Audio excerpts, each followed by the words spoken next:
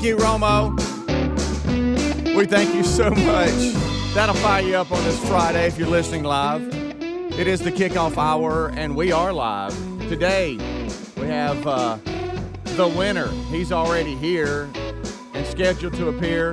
Newly named intern, Barbecue Smoke Neck. So that completes all 5. Right now, we have 5 interns, a part of Rick and Bubba University, getting their degree in common sense. The winner, Milli Vanilli Wafer, Boom Boom Bazooka, Pickin' and Cheerin', and Barbecue Smoke Neck. Today, the winner and Barbecue Smoke Neck. How about that? Eddie Van Adler, he's got TV already in HD, and we are rolling for this Friday. We have got RBU, the podcast, each and every week that we do. Rick and Bubba University, the podcast, is with Brad Stein. This week, and it's going to be a really good one. It drops Saturday morning. If you are in the Calhoun County area, and that's where Greg, he grew up, and he just stomped that area, and he said, you know what, I grew up there, I own that area, but no, he is going to be at Happy Hour Comedy Club on Highway 431 North in Anniston. It's going to be today and tomorrow. All the information's at bradstein.com. But he's got a lot going on, and some very good discussion breaks out. And Rick and Bubba University, the podcast, make sure you set your notifications. That will hit Saturday morning. Well, let's bring them in. Over to my right, it is Mr. Greg Burgess and Michael Helms. What's up, guys? How are y'all? Yep. Really good. Yep. Yeah. Everybody good? Fired Everybody up. fired up, ready to go? Make a fist. I don't even know if I want to bring this up because I know y'all are going to trash me. Well, then bring it up. I know. That's there. why, anything for the audience. Anything for the show, big guy. So, yesterday. Ooh, I got yesterday. I don't really know what that means. Not either. Well, you had one. Like but he did have most He had people one. that are listening right now had one. Got Everybody. Got ears. So it's Fishing Shirt Friday, and I did a little different today Yeah, than it's a I little normally do. Yeah. And you don't feel as free. I don't Yeah. like this style of fishing Right, shirt, right. but I like that stuff. I could tell it was bothering you. I had one I was going to wear, and evidently, Captain? so I keep a few at the lake and I keep a few at the house. Ooh, I got places. Okay, and so my mom and dad's. Okay, and so instead of saying mom and dad's, I thought I'd use one word, say lake. Okay, we'll get our own place one day, but right now we're mooching off mom and dad. Hey, I mean, that's just the way it is. And so, logo's not on the picture there, so we hadn't got our own place yet, and so don't know what's going on outside. Oh, hey, how are you doing? We have someone that has stopped by. We're like fishing in an aquarium in here. We are. Speaking of fishing, they're coming by, and we're like animals at the zoo. You come Yeah. by and wave at us, Yep. and every now and then you can throw some food at us, and we'll and eat sometimes Greg will throw dung at you. it. Yeah, right. I And we like just had we had somebody come by and was taking some pictures, waving at This us. time of day, Up early, too. Yeah. this time of day, it's hard to see out these windows. That energy is. I just saw and that excitement from that person, it's unbelievable. So when Yep. you started acknowledging Made me it, happy. I couldn't see anything but the reflection of the Right. Avengers pinball machine in the Rick and Bubba. So I thought you were Yeah. going crazy for a minute. I was like, what is he doing? Right. Well, And you're still mad about that shirt. Normally we can wave and move on, but she demanded more. Well, that's fine. And her excitement was at a level. But anyway, go ahead, buddy. So I had a you got a fishing mom and shirt. dad I had and a a lake. fishing shirt picked out to wear today. Yeah. Okay. Well, I grab it. Because it's FSF. I grab it fishing Right. shirt Friday, and I grab it last night, and I realize I got fingers. it's got a big barbecue stain on it, Oh, barbecue sauce man. stain on it, and evidently it made it into the You got clean barbecue sauce bag on your white T-shirt? on the clean bag Sound like a versus country the song. dirty bag that I had, and Dirty from bag. last weekend or whatever. And so I thought, well, I got to change gears. You went with Well, this is the only thing I had left, like because the other two and then wrong there's with that. one. But I don't feel as Yeah, I could free and tell. I like comfortable that in stuff. this. I could tell you feel like it. You feel like you're wearing a blanket, don't you? Blanket's a little much, but I don't feel as comfortable as I Yeah, normally do yeah. in the I could tell in he was the just kinda, sport. Okay, know. Jimbo. And so, Oh my gosh! so his but golf shirt here's the on. ultimate point to all this. Okay, You're wearing a golf shirt. That's too. golf shirt Friday. is I had one on yesterday. I'll wear them all the time because they Yeah, just that feel one had that comfortable. static cling all over you. And so I like those. Those are my favorite. Yeah, but I feel like, he's in a trap. He can't get out. So the whole reason I'm bringing this up, if y'all just give me a second, Don't have to comment on everything. I mean, my goodness. I like to point out but that's that what we shirt- do. That's what you do. We all do it. They make static guard. Not to this extent. Let's get him a can of static guard. Yeah. So we can keep. They're not that bad, Greg. You're Well, making you look them out to be. uncomfortable, and I'm just trying to help. Well, I'm actually more comfortable in those than I am in this one Really? right now, believe it or not. I mean, yeah. you talking about that blanket? Yes. Like a wool. I mean, I don't know. I It's like not. those. It's the Those are good performance shirts. stuff. Yeah. It's a That's a nice good shirt. shirt. It's probably the best. Actually, it's probably the best Would you fishing call shirt it? I have. Would you call it too much shirt? But I just don't like it. I don't like the collar on it. Don't like anything about it. But right. but anyway, this trade? is the whole reason I'm bringing this up. Is I walk in yesterday. You got to understand, Amanda never sees me in the morning, and then she never sees me because I leave. She's asleep normally, or if I'm saying bye and she's up, it's dark, so she doesn't know what I'm wearing.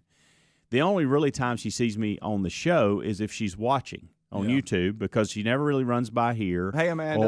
Or and then by the time she gets home, I've changed clothes for the day. Like I've put on something else and all that. So she never really sees what I'm wearing up here unless she looks at the TV. Well, yesterday she goes, I said, hey, does this look okay? Because I was going to the kids had a tennis match. So I said, does this look okay? Because I had a fishing shirt on and some like jogger pants or whatever. She goes, as long as you're not wearing one of those thin pullovers, she goes, I think it's fine. And I'm like, What? I like thought, that. What? wait a minute. That's What? my fishing shirt. What? No, this was no. She said as long Because your as thin pullovers are fishing Oh, shirts. no. no, You're talking about the I'm Team talking about Rick the and Team Bubba. Rick and Bubba. I see. Okay. She goes, as long as you don't. You've I been had a wearing those fishing shirt. forever. Well, Greg, Yeah. I know it's been over 10 years. I said, she goes, as long as you're not wearing one of those thin Just let me- pullovers, then I'm good with it. And I had an attitude no. about it. And I'm like, wait a minute. Had an attitude. So you don't like the pullovers? She goes, no. She goes, first of all, she kind of took your stance on this, Well- Greg. She goes, first of all, it's summer. I have to And you agree really with her shouldn't be there. wearing that long pullover that chokes your neck Were you out. wearing next to toboggan? And I thought y'all were in the room for a minute. I thought both of you were standing in my living room. I love that lady. All she's doing is confirming. And she what I was telling her. getting, I mean, she was really getting on me about it. And I said, have you been talking to Greg and Speedy? She goes, no. She goes, I'm just tired of you wearing it. She goes, that's all you wear. Oh, wow. So she was a little disgusted by it. She was. Hmm. And I said, so She'll be we're happy going to have today. to talk about this. I said, so you're done with the pullovers? And she goes, oh, I've been done with the pullovers. She was like, if I knew you wouldn't find out, I'd throw all of them away. It is June. And I said, well, then what do you want me to What are you to gonna wear in the wear? winter? I said, what do you want me to wear? She goes, how about wear some golf shirts or maybe something with a collar on it? Or, hey, here's an idea. T-shirts are fine. You don't have to wear these pullovers. You're not, she threw out the whole, you're not coaching a team or something like Oh, that. that's funny. And, I mean, she was really frustrated I about me like wearing it. the pullovers. I like so it. then this morning, look, Greg picks up little man because I don't have a car.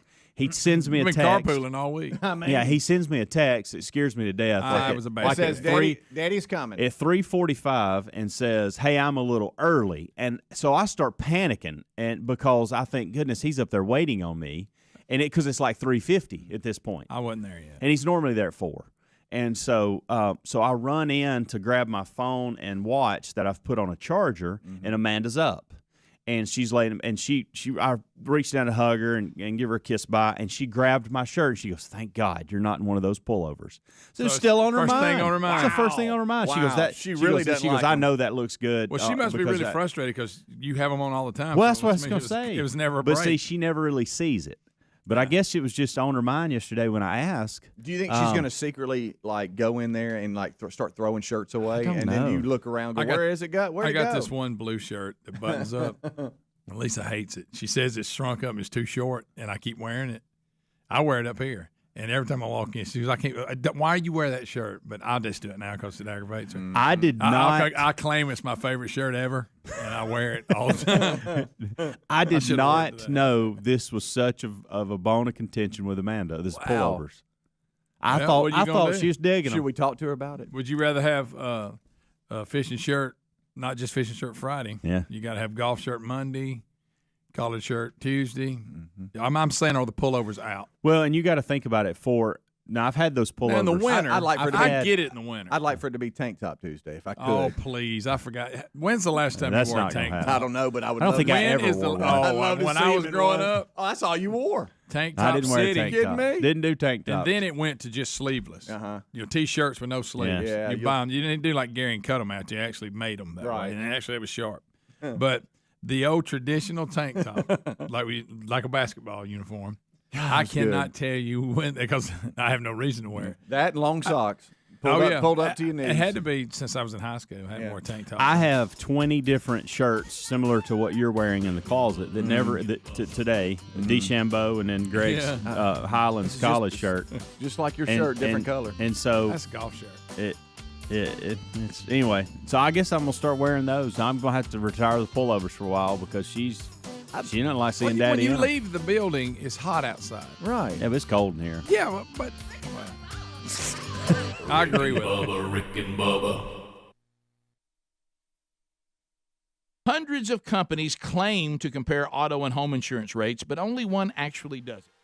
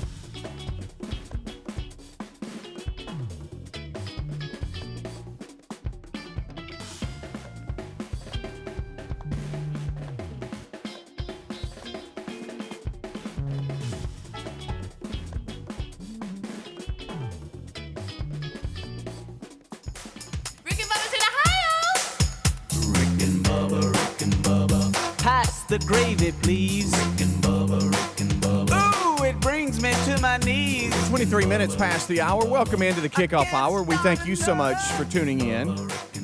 Women's College World Series, the final game was played yesterday. Game 3, Oklahoma won that one, and caught a little bit of that. It was mid-afternoon start. They had a bunch of rain delays and everything, and so it pushed it into a day where it was already really supposed to be over. So they had to squeeze it in, and it was a programming issue. So we have a national champion when it comes to college, women's college softball. So congratulations to Oklahoma. Today, the Supers start in men's baseball, and we have it starting around 11 a.m. Central Time if you're listening live. And so if you're a baseball fan, you got a lot happening today. Fayetteville Super Regional starts. Arkansas plays host to NC State. That's tonight. The Nashville Super Regional starts. East Carolina is going to be at Vanderbilt. That's a noontime start. Then about a mid-afternoon start, it's the Lubbock Super Regional, where Texas Tech plays host to Stanford. And then later on tonight, you've got Ole Miss playing Arizona at Arizona. A lot of that on ESPNU or ESPN2, or you can stream it on the ESPN app. So, and then, of course, Saturday is just wall-to-wall, but we'll see who makes it to Omaha. Super Regional start today. Don't forget Rick and Bubba University, the podcast. It'll publish tomorrow morning with Brad Stein. And Brad Stein's going to be in Anniston. He's at Happy Hour Comedy Club on Highway 431 North, both June 11th and 12th. So be checking that out. You can get tickets and more information at bradstein.com. All right, so a lot of happened. How do y'all feel? Raise your hand if you like corn on the cob. Love it. I like corn, Do you? but I'd rather it be off the cob. It's too Okay. much work. All right. I put a little spice on it when I eat it. Uh-huh. Yeah. Okay, It's good today's stuff. National Corn on the Cob Day. Love corn on the Checking. cob. Just wanted to see how I y'all like to feel say I'll about eat it, but if I'd rather have my corn off the cob. It's just it's Okay. messy. It's Yeah. hard to butter. It is. It gets stuck in your teeth and It everything. does. Then you got to deal with the cob. Sure. You don't have to deal with a cob. You do. You got to do something with it. Yeah, a garbage can. Nah, it's Dylan. How about this? That's one trip to the garbage can you got to make. That I Well, know. you usually Yeah. got to make that trip anyway, but I do. But I it's I messy. love it. It's just I love it's it. hard to get a good hold of. No, I eat them. I'm like Don't an get me wrong. old timey typewriter. I feel like I have to hurry through it. Yeah. Right. Love it. So we have some interns that come through. Why didn't you ask us about corn on the cob? I just corn on told the you. cob I day. just told you. Oh, okay. I didn't hear. Yeah. I didn't hear that. You know what? Also today, Did you black out? I guess so. You know what's also today? What's that? Fishing shirt Friday. No, it's the Uncomfortable shirt in Friday. 1982 today, E.T. came out in theaters, and that was the first movie I cried at. What? Really? Yeah. When he was Really? laying in that ditch all pale. How about that? Is that when you cried? So in '82 it came out. I went to the theaters and watched it. Wow. I was You actually squalled. I was 4 or 5 years old and squalled. First movie I remember crying at. Serious business. I'm being serious about that. Wow. My mom and dad can vouch for that one. How about that? E.T. You didn't like him laying in that ditch all pale. I didn't like it at all. Sad. That's a good movie. Yeah. I think this day in history too. Little I think stupid, but it's good. in '95, Timothy McVeigh was executed. Yep. How about that? Wow. Okay, that's a Put that beside E.T. and you got you Quite a mess. quite a tie in there. Yeah, Good well, it's night. just, I mean, if we're just doing this day. Well, I have a personal story.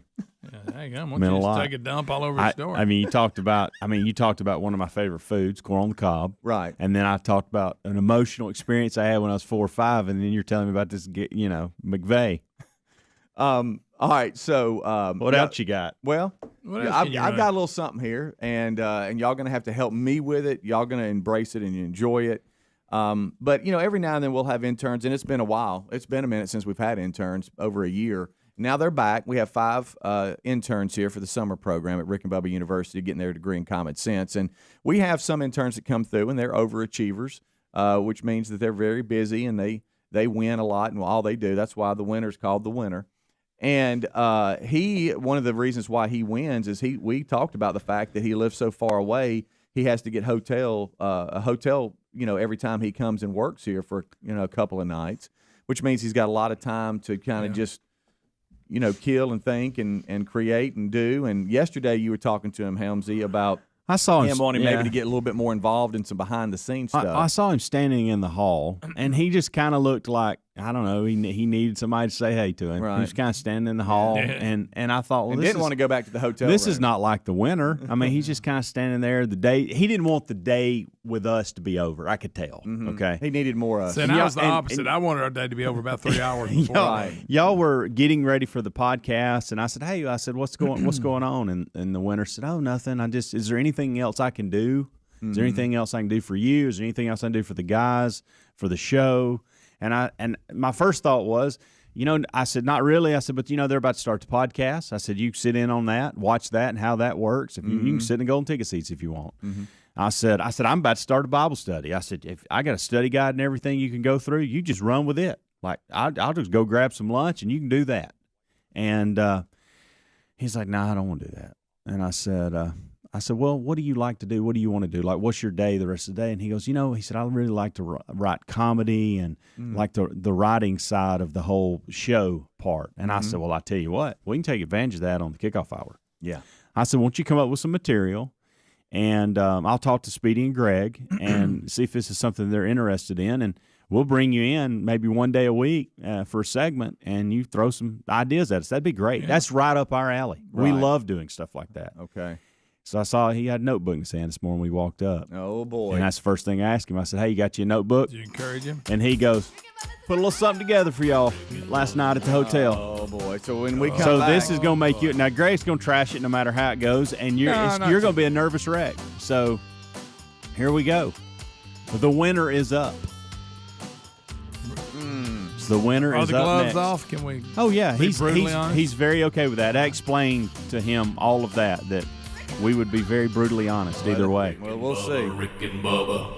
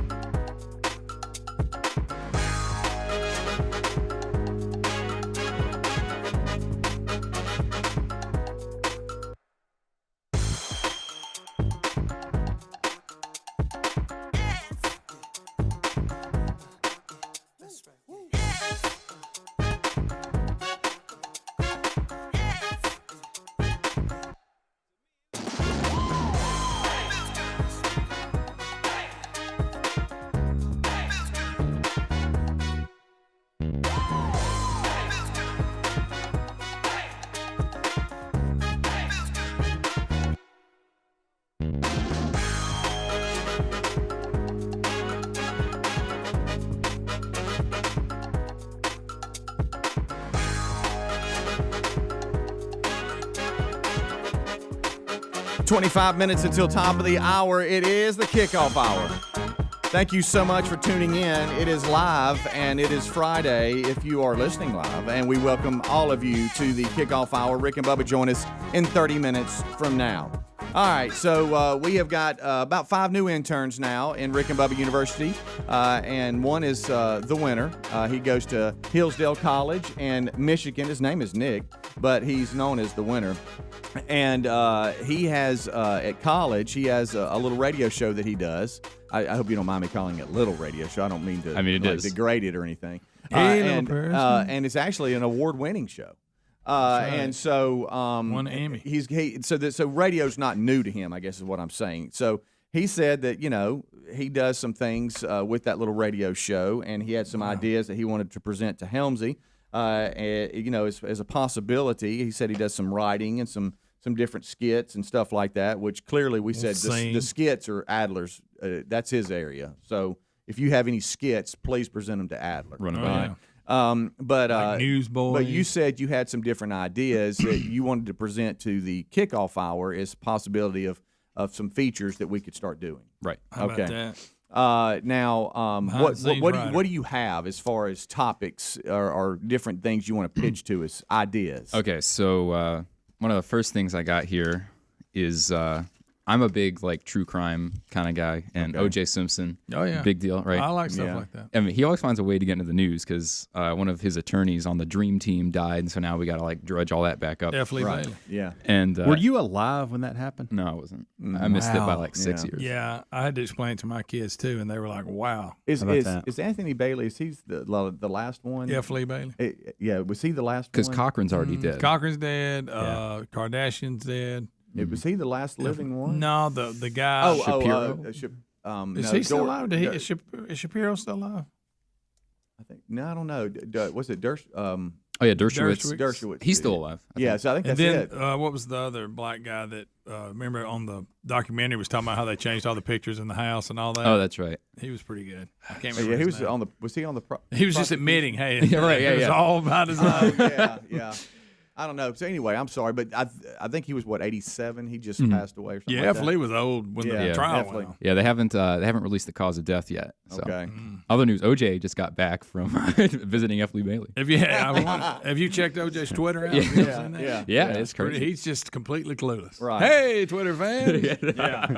Hey, Twitter world. Yeah, he's just completely clueless. I love the Hey Twitter world. Gives his opinion on stuff, and everybody's like, nobody wants to hear from you. All right, so you have. So what about that? Do you have? All right, so we got the OJ, the guy, the lawyer died, and well, hold on, let me pull it. I wasn't prepared. I just have my notes. I have the completed content right here. Well, no, it's okay. Just what I want you to do is just pitch ideas, and then we can land on. So you have that, and then what about that do you have? Are you ready to present that, or is that something we want to wait till next week? I mean, I just have a couple of jokes written. I think I've. Well, you just have jokes about that. Yeah. I'm sorry if I misled you. Give me topic points. Okay.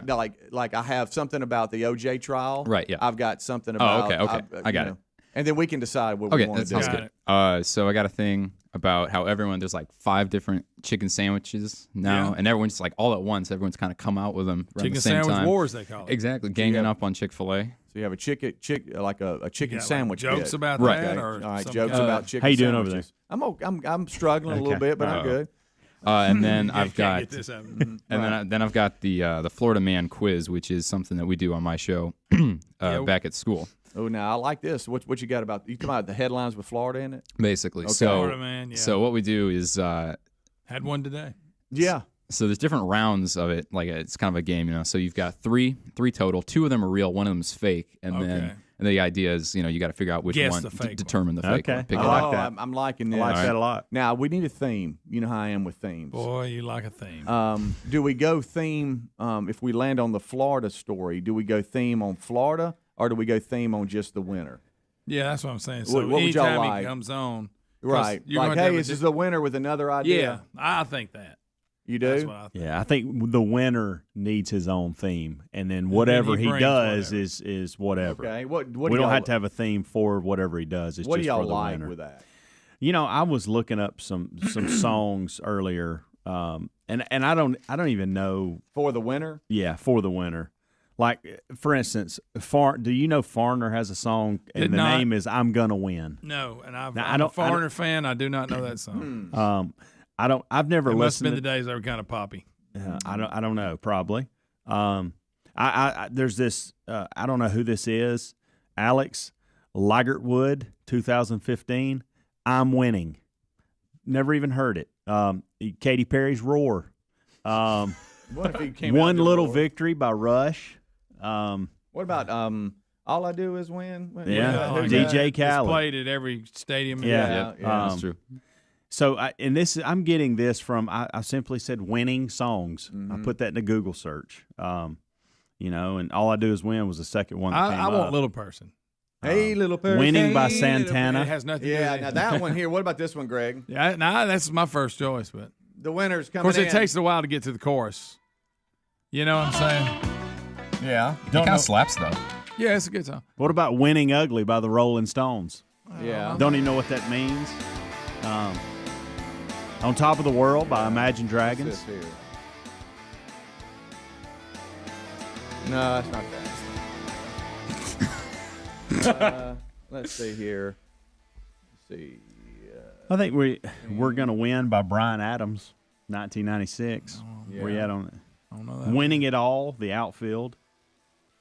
Again, these. That's, Hey, I like the outfit. Pete That's Murray. good. I don't know who Pete Murray is, but he's got a song out, "Always a Winner." Yeah, I can tell Greg like that. He kind of starts tapping his thumbs a little bit. All right, well, we'll land on that because typical kickoff, we have spent a whole segment and not even gotten to what he wants to do. But we needed to kind of get an idea. Yeah, that's a good one too. We're getting stuff sent to us, emails already. Play Ric Flair's intro music. What did he come out to? Do y'all I don't remember? know. All right, so you're going to present 3 stories to us that have to do with Florida in Right. the headlines. Florida man. And then one of Two them, are real, one's not, and we got to decide which one's not. Basically. Okay, all right, here we go. What you got? All right, here we go. So I'm a little frustrated we don't have a bed music, but that's okay. Yeah, I mean, That's, that I can just go. All right, well, here we go. here we go. just So Well, you do have some. Yeah, it's okay. Yeah, we just got to get them and find them. Go ahead. all right, so first one, here we go. Round 1. Florida man crashes car into business while trying to time travel. First one. Okay. Florida man arrested for trying to get alligator drunk is number 2. And Florida man arrested after botched castration surgery. Oh. All right, well, I know 3's real. I'm going to Gotta be. say I'm gonna go with. We're trying to guess the real I'm one. going with the time travel. I know. You're trying to find the fake one. Yeah, I'm Got going it. with time travel. I am too. I'm going to go with alligator. All right, well, time travel is the fake one. Okay. Y'all got yes. Keep No, scoring. I can see somebody trying to get an alligator drunk. Yes. In fact, yes. I may have been somewhere Yeah. when that happened one Yeah. time. All right. That happened one time. At the And the beach. third one you read, I think I had a buddy that had all that going on one time. Yeah, got arrested for illegally castrating. Yeah. You're right. That's common. Yeah. Yeah. That's not bad. So y'all got 1. I got 0. You got 0. Gosh I'm too worried almighty. about the song. So yeah. Yeah, I'm good over here. We're good. All right. How about this official voice, the winners? Yeah, I like it. I know. Here's another thing that the winner has to realize: that winner is on top right now, and you know where you go if you're on top. Down. You know it's Down. hard Yeah. to do. It's Yeah. hard to stay there, and so you bring something to the table with us 3 unprofessional idiots. I'm gonna tell you something. You don't know. You don't know how this is gonna go ever. Hey, it's the risk I'm willing to take, right? So, Still fooling with it? Hey, still fooling with the music. I think you have to go with that. I do too. By the way. Yeah. Yeah. Yeah, get it I right think there. so. I know it's played in every stadium and arena across the country, and All right, I'm gonna go. man, go with that. Yeah. Until somebody yeah. gives us something different. All right, That's all what right, we're that's doing. it. That's what we're doing. All right, right. go ahead. Give All me right. another One one. more. round 2. All right. We got one more? Yep. All right. Okay, this one's good, I think. Florida man trapped in unlocked closet for 2 days. All right. Unlock. Don't Unlock is keyword there. miss that. Yeah. Okay. Florida man hid legless fugitive girlfriend in plastic tote. She was on the run. Oh, my God. Okay. Oh, he can't even get it out. He can't even get it out. That's good. That's good. All right. Florida man once arrested for fighting drag queen with tiki torch runs for mayor. Oh, wow. We know that one's real. I'm going with. Wow. So we had unlocked closet stuck in there, or I'm going with toting the around. tote. as the fake one. Fake one. Yeah. I think that's what I'm gonna do too. Are you going with that one? Yeah. I think it's going to be. I think Even though I need to catch up, I feel like I need to. Right. I think the that- fake one's going to be number one. Do you? Really? All right. The lock closet. The fake one is the fugitive girlfriend. That would Oh. Okay. I thought that was too easy. Yeah. So now it's you got 2, I got 1, and you got One. 1. Okay. That's all I do is One I more. didn't know we were doing a competition. That's all I do is win. Yeah. Well, everything's competition around here. Well, I guess so. All right, here we go. Infamous Florida man with half a head arrested for attempted murder. Oh, we know him. We know yeah. Oh, him. half We got head. video from Yeah. him, right? The- I mean, the You audio. gonna buy drugs? Please play it after this. All right, go ahead. The picture of that guy is the funniest part. Oh, it's unreal. All right. Florida man gets beat up. Oh no, he can't even get it out. This is bad. All right. Florida man gets beat up. What are you doing? He's cracking I really himself hope up. this is funny. It's not going to make Speedy, how you doing over All there? right. I just got to get it out. I'm a little. All right. Florida man gets.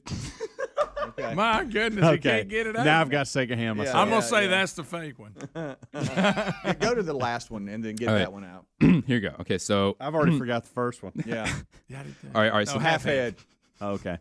Florida man gets beat up by the Easter Bunny. Okay. Yeah, we saw that one on the road. Yeah. Well, remember the dude was beating yeah. him up in the Easter Bunny outfit? I do remember. Yeah. So this one costume. that you can't get out is the fake Fake one. one, yeah. Because we know half head's real. Yeah. All right. Florida man catches shark that bit him, pledges to eat it. Okay. Huh. So that's the fake one. Yes. Yeah. Oh, well, that doesn't really sound fake. It really does. That Florida is something man. you could do. There's a generator online. Yeah. Like you can go online and it'll spit out headlines for you. Yeah. Yeah. Well, I don't think this was bad. I mean, what? Decent. Yeah, it's not. It's not. It's I don't okay. hate it. It's a start. I didn't hate it. Yeah. Didn't hate it. Didn't hate it as a compliment. I've from this broken one. out in hives just slightly. But Yeah. I mean, I think that's just me. That's just what I do. Look, it's a little rough on the first one. That's Right. fine. Yeah. The laugh. He got caught up. Couldn't, couldn't perform that's fine. appropriately. That's Could keep a fine. straight game face on it. Rick and Bubba.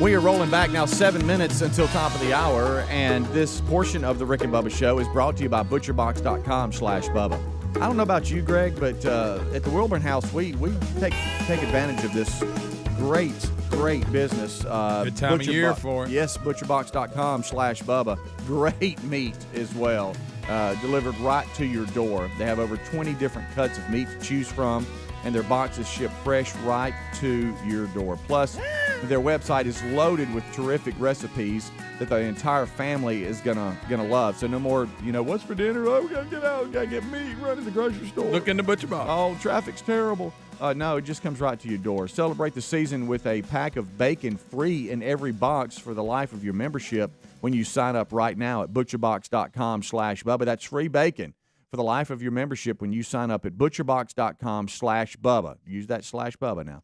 Or you can find a link at rickandbubba.com under the sponsors button. Well, right now we're in a big. We got to change the name of things. We got to take down statues. We got to change the high school, the elementary school name. We got to do it all. We got to change it. Get it right. We got to change what we call things. You can't. Don't use that anymore. And what's it done? Has it changed anything? Nothing. I see where TCU, and you can help break this down for us. TCU is doing away with the word freshman? That's right. When classes start this fall, TCU will no longer have freshman students, according to a report. Freshman wasn't gender inclusive enough. So what does that mean? This forward, they will be called first-year students. Is it because – oh, my gosh. How you like that? It was we're not going to call freshmen. That's not inclusive enough gender-wise. I guess because it says man. That's what I was asking. Anybody care? I want to know the person that said this must change. Good night. All the things we got going on. We're dealing with a pandemic. We're doing this. We're trying to get classes started back. Oh, and by the way, let's get rid of freshmen because it's offensive. How about that? That ought to do it. Just speaking more inclusively, we're able to behave more inclusively as well. That's the statement from somebody. Well, it does. It is because it has men in it. Yeah, it's not inclusive enough. I think we know what it means. It means mankind, which means everybody. And to Who think cares? the indoctrination of this stuff that's going on in schools, and we've talked about it, no matter what it is, whether it's critical race theory or this or other things, and this stuff is going on in our public school systems. And my 8-year-old asked me the other day, we were watching Major League Fishing, and she said, Dad, what do you call a woman fisherman? There you go. And I thought, I said, fisherman. I said, I guess you could call them an angler, or a fisherwoman. The point I'm making is, at 8 years old, she's thinking these things through, not because she's heard this being discussed. Yeah. That's what they're making everybody aware of it. And I just don't think it really – I just think it's a waste of a lot of effort.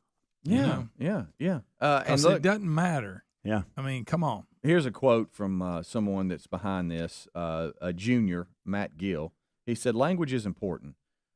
The more we're able to start referring to people on equal terms, the better off I think we'll be in terms of reaching actual progress. Now, if somebody ever said freshman, I never thought of gender. No, ever. No, I thought of somebody who's their first year at school. Yeah. Now, here's what's college. Here's what's sad. TCU is not the first university to do this. Yale, Penn State, University of North Carolina, they're all already doing I've heard similar this language before changes. with other colleges, and I just don't understand it. Well, if they think that's going to doggone it, if that's going to make it better, I tell you what. I just my point is, don't think you've done something. You ain't done nothing. Thank you. It doesn't change nothing. No. What has it changed? Come on. But anyway,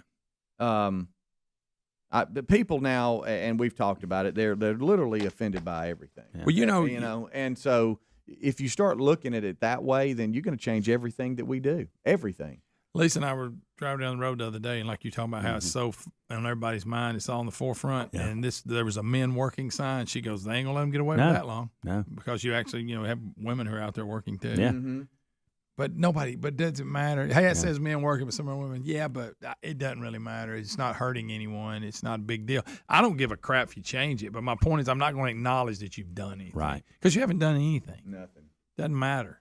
Golly. I don't care what you call them. I really don't. But don't for me just applaud and go, oh, wow, we're such a better society nowadays. And where does it stop is we always ask that question. So the seniors are going to be offended because they feel like they're the old guy. Yeah, when we or the old woman. Yeah.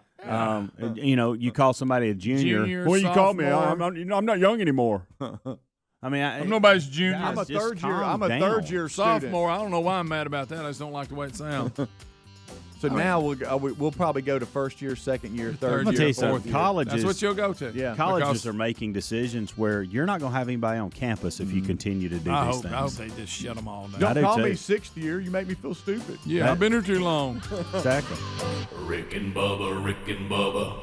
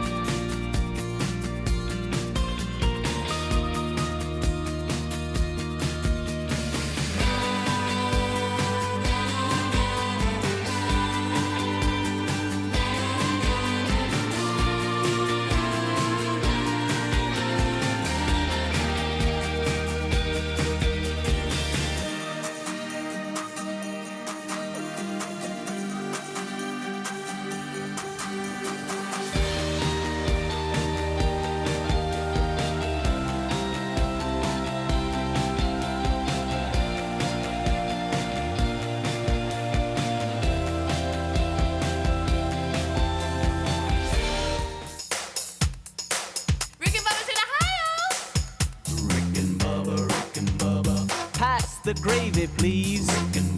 It is 6 minutes Ooh, it past brings me the to my hour of the knees. Rick and Bubba Show. Thank you for being with us. I can't start Here we go. Much to do here on this, if you're listening live, Friday edition. But this hour starts with the national anthem.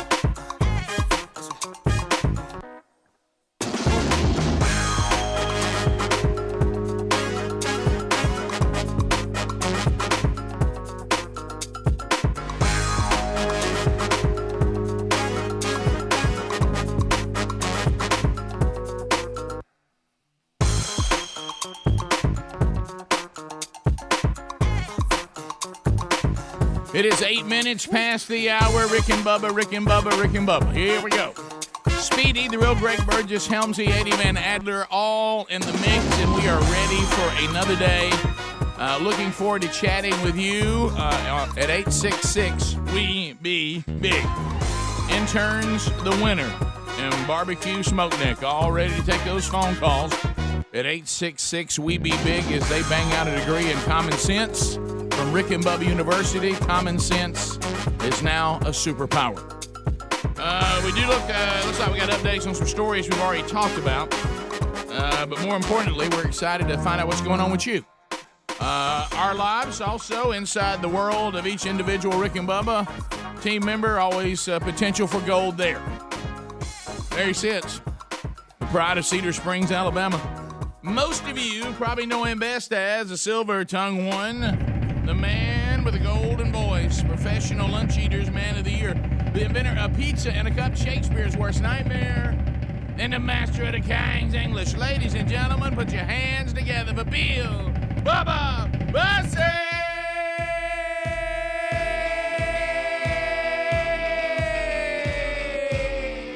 Bubba, how are you? How about it, Rick Burgess? Friends, neighbors, associates everywhere. Welcome in to the little party we call Rick and Bubba, because let's face it, we all need each other right now. That's right. Only the strong survive, baby.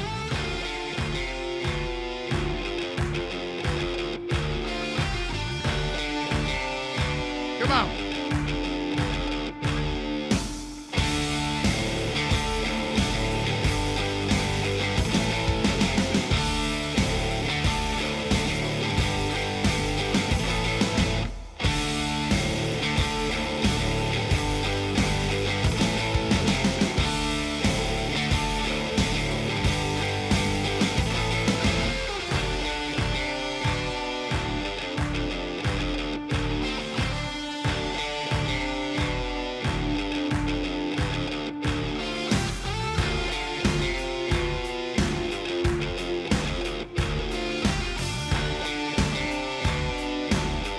Everyone's a winner. Everyone's a winner. They didn't realize that would be the slogan for an entire generation. Oh, me. Well, it's crazy out there. How about that? Well, we'll try to, it really, the the world we now live in, the bizarro. I mean, like you were talking about, you sent us on. We'll unpack it if you want to. This announcement yesterday by iHeartRadio. I was just like, this is the world we're living in. We're just making all, and we got the Chicago mayor. I'm only going to do interviews with people that a certain race of people.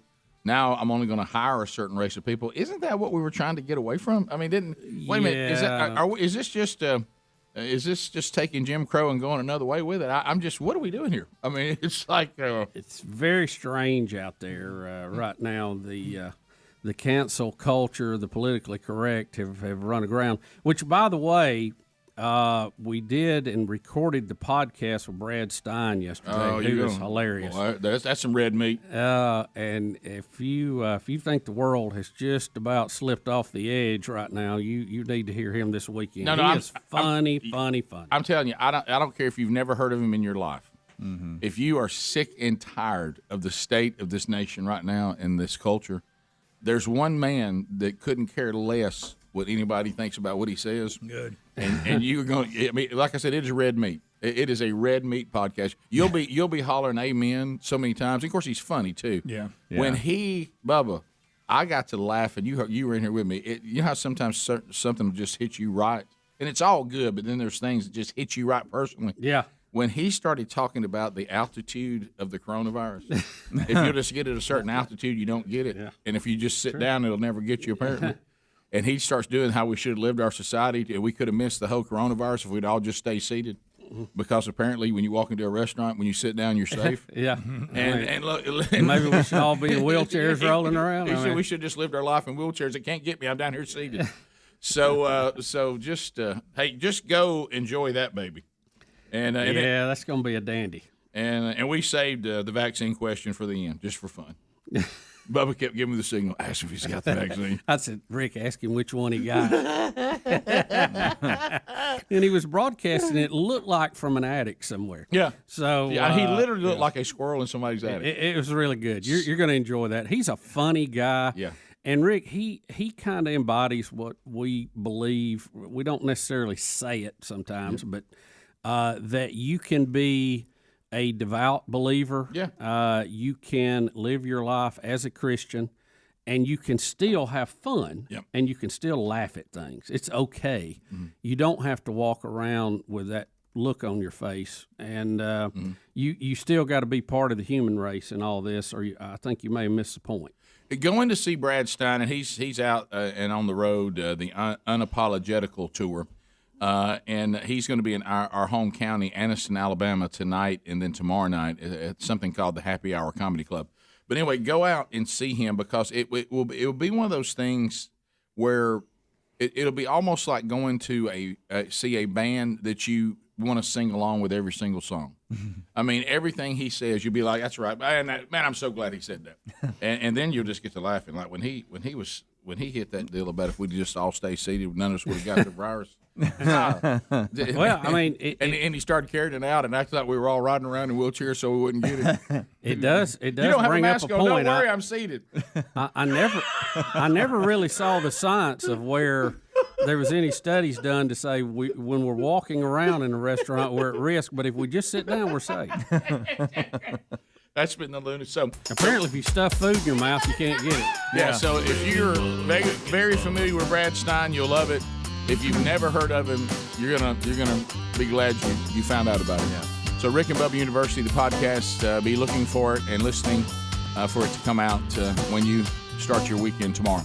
All right, we'll be back. 866 We Be Big. More of the Rick and Bubba show continuing right after the break. Rick and Bubba, Rick and Bubba.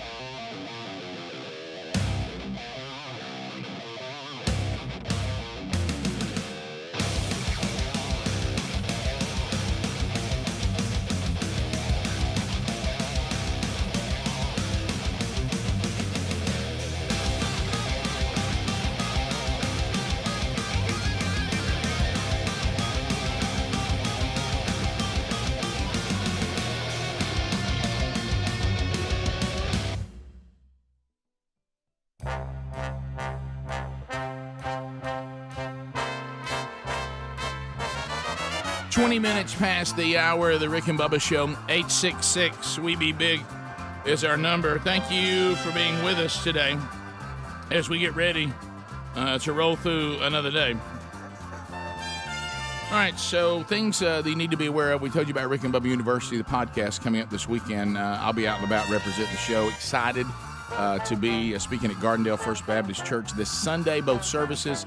Looking forward to seeing. I haven't been to Gardendale First Baptist in years, and excited about going back. Love those people. Always been good to the show and good to our family. And my sister is a member there, and her son, my nephew, I'll get the honor to baptize him in the second service. So looking forward to being there coming up this Sunday. So also don't forget, if you're shopping for Father's Day, man, we got all kinds of cool ideas for you. So go to rickandbubba.com, check the store, get all that in by June 13th if you want to be sure that you get it for Dad or it gets to Dad. So make a note of that for those of you that are shopping for something involving Rick and Bubba for the upcoming Father's Day weekend next week.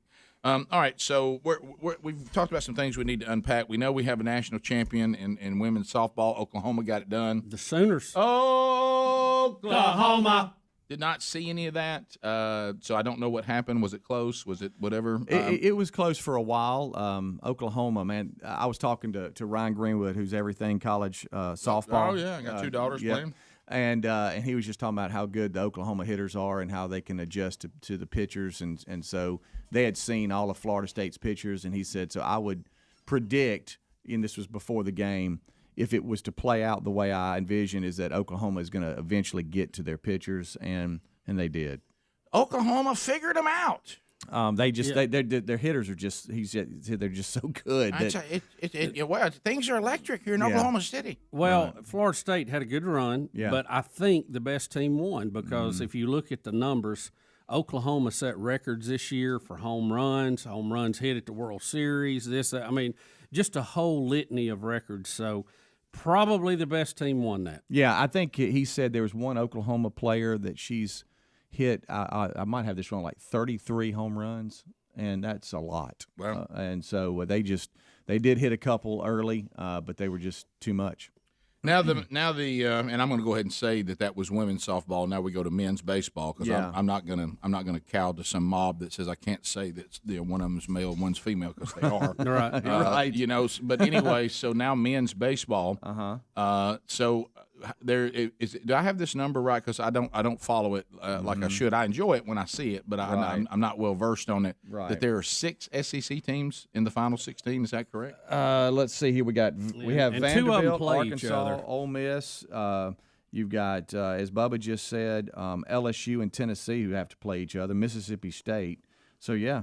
I heard that since the two of them, if they, because that's going to knock one of them out. But I heard somebody who is in the know discussing this, and they're saying that a lot of people believe that there is a very good chance that the final 8 could feature 5 SEC teams and certainly 4.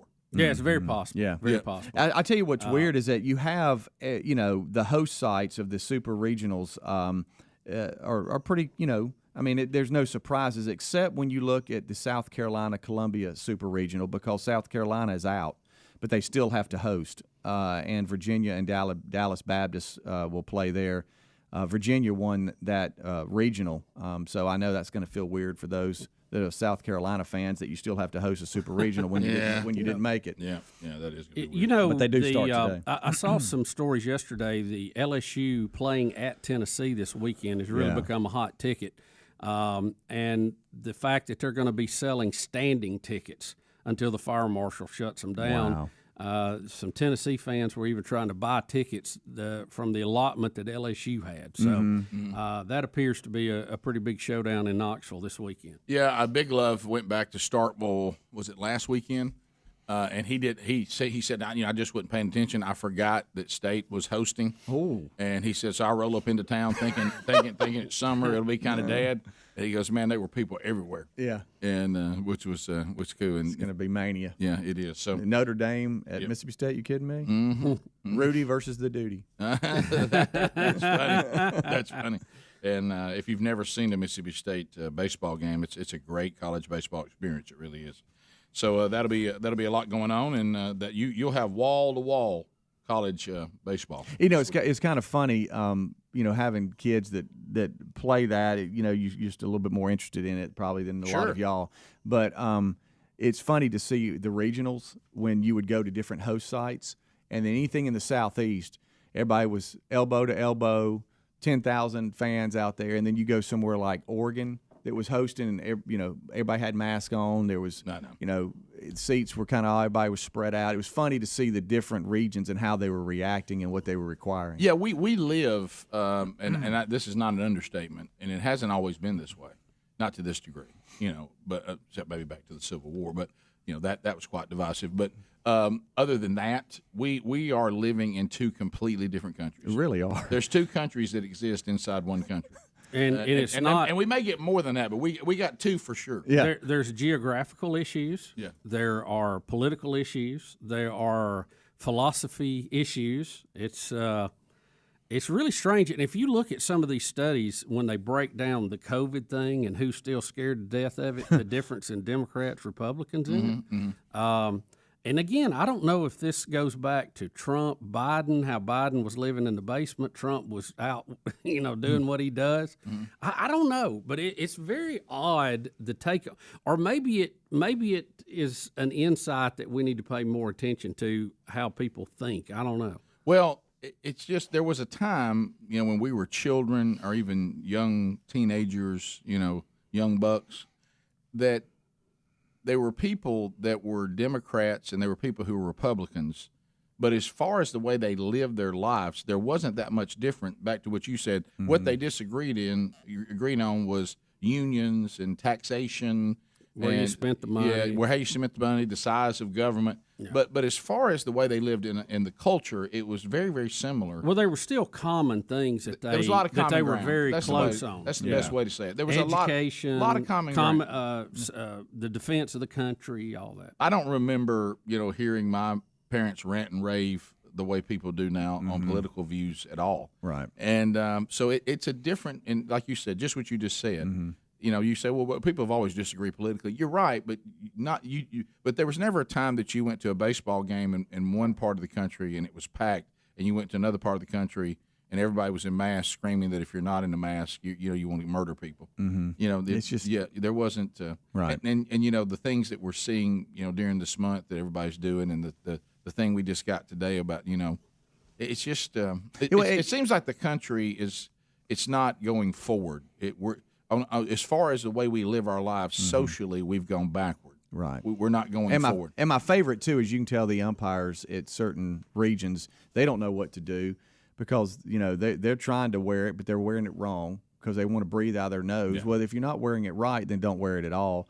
And then you got some fan. And look, there's no need for an umpire to have a mask on. No, it's really not. There's no scientific reason for an umpire out on a field at a baseball game to have a doggone mask on. Unless he doesn't want to be identified for a totally stupid call. Right. Now that is more than welcome. If Blue wants to hide his face because of that horrible call, then that's fine. Yeah. I might hand him a mask. But as far as what do you think's happening out here? What are you protecting yourself from? Yeah. It's a fake world. It's all for show. Right. I was going back and forth of, okay, is this an individual decision, or is this hey, if you're going to be here, this is what you have to do?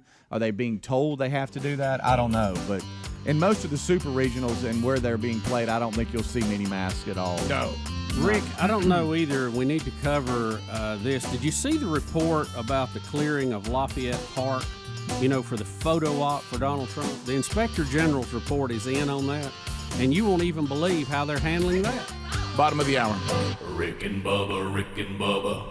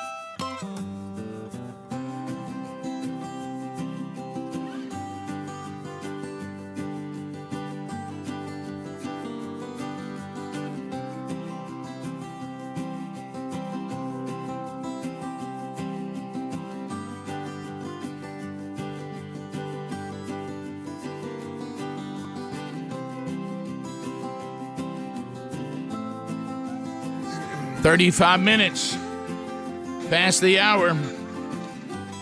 As I'm doing this commercial, my breath is fresh because I've knocked back a couple of cups of delicious BuzzBox coffee, and I'd already done the TheraBreath wash and toothpaste, but then I drank 2 cups of coffee, and now I took the lozenge. So I'm back fresh again.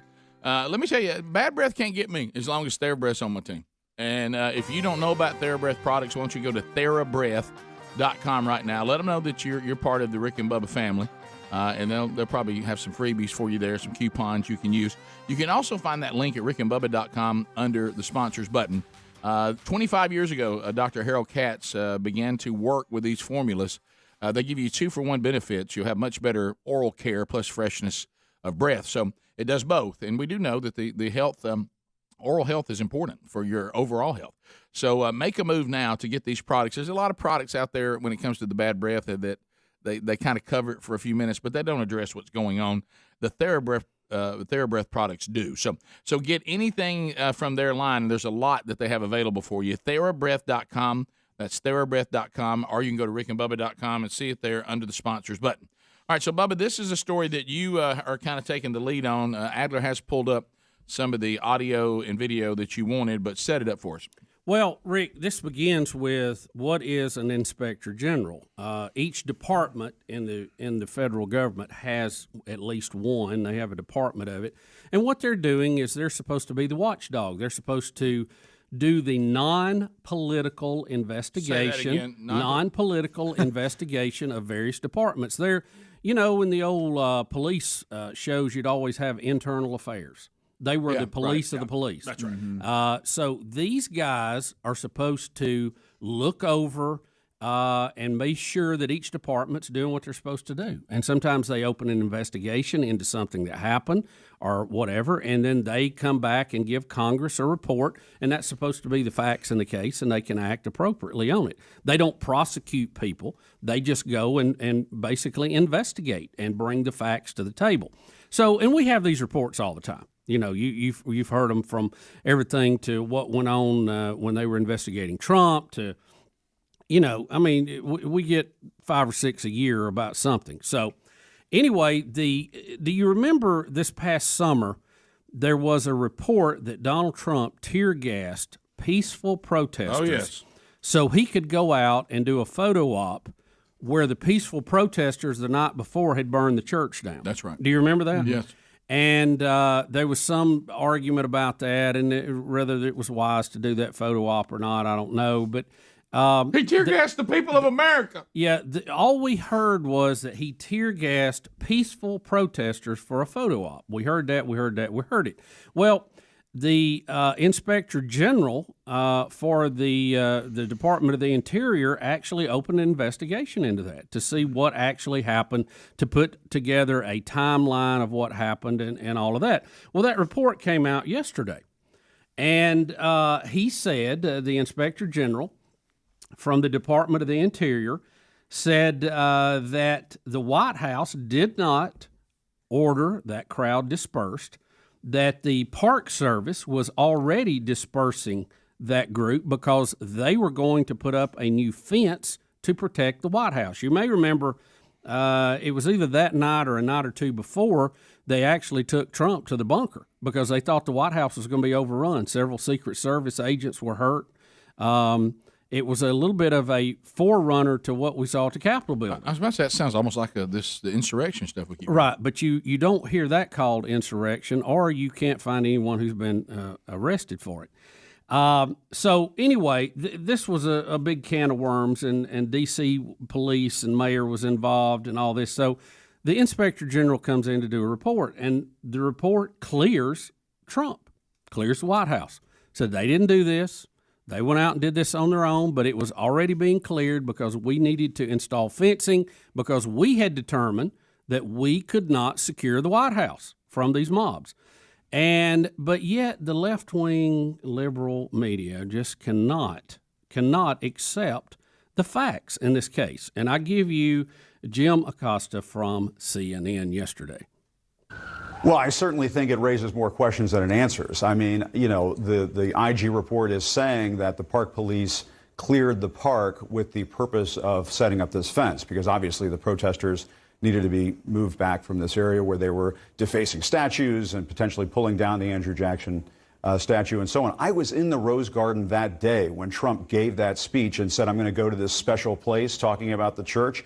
And you could hear the park police and other federal forces, D.C. police, clearing that park. They were violently pummeling protesters, tear gassing protesters. Remember, at the time, the White House was telling us, oh, we didn't use tear gas. The D.C. police were using tear gas. The other thing that is not clear about all of this is, what did the White House team know at this time? Oh, boy. According to the Inspector General's report, they did not speak to senior White House officials. They did not speak to the Secret Service. So this certainly raises more questions. And I have to say, when I read through this report, it sounded as if this Inspector General was auditioning to become the Inspector General at Mar-a-Lago. You know what that is?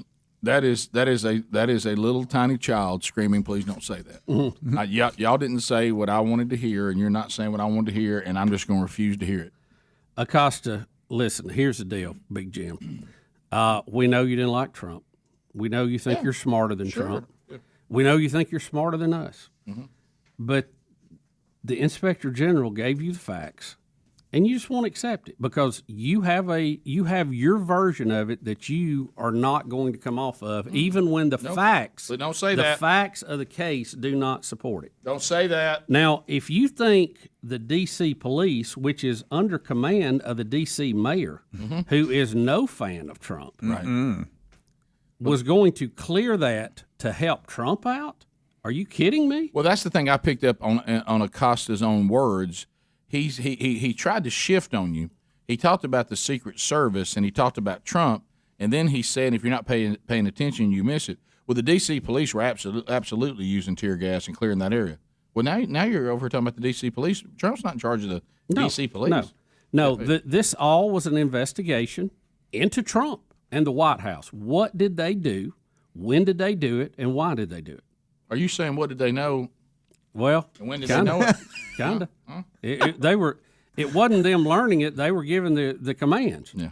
But we even had Bill Barr, remember, come out and say, "I ordered it cleared because it was a security threat." When I got there to meet with the president, I was shocked it wasn't already secure. You remember he went through all that. The Attorney General, by the way, top police officer. Well, Acosta's not going to have it. Acosta said this is another person who's insert twist on Trump. Yeah. He just wants to go down there to usually Mar-a-Lago. The inspector generals are not. They're usually not of the political hack, format. I'm sure some of them have been put in, but usually they're pretty independent. Yeah. Thus the title. And but again, this just shows Jim Acosta's not. I mean, he's not interested in the facts. He's interested in in his line of thinking and his story and what he's wanting to move forward. And look, if you're a commentator and you want to rant about stuff, that's fine. I know Hannity, and I've heard Hannity give this several times. He says, I'm a journalist, but yes, I'm a commentator. I'm going to tell you what I think. This is what I think about this.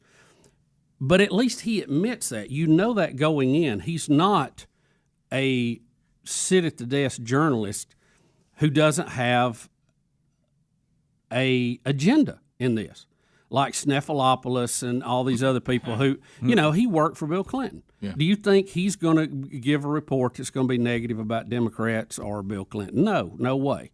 Well, he's not. I mean, they just rule that out. That's not part of the scenario. Now I'll report the other facts of the case that doesn't look bad on my buddies or who I used to work for. That's not journalism, though. No, there's no independence there. Little Jimmy Acosta is somebody's told him that what he told everybody didn't really happen that way, and he didn't want to hear it. And you know what he says, and this is the time we're living in. If you come out and say what I reported was incorrect and produce the evidence, instead of saying, well, you know what, I guess I was wrong about that I was pretty sure it was, but now that we have the evidence from an independent counsel or independent whatever, I'm going to correct that. No, you immediately attack the person who gave you the news you didn't want to hear. Yeah. And you run them down, you cancel them, you call them dirty, and this is right out of the play. I mean, look, if you don't believe that there's a certain home team thing which we've talked about for years, just watch the reaction of Vice President Harris and any Democrat when a Lester Holt or somebody with CNN actually asks them the question that the American people want asked. They look at you like, hey, man, what are you doing? Did you see Lester Holt when he told Kamala, Oh, yeah. you haven't been there? Yes. Yeah, it was great. Did you see that? Bubba, Rick and Bubba.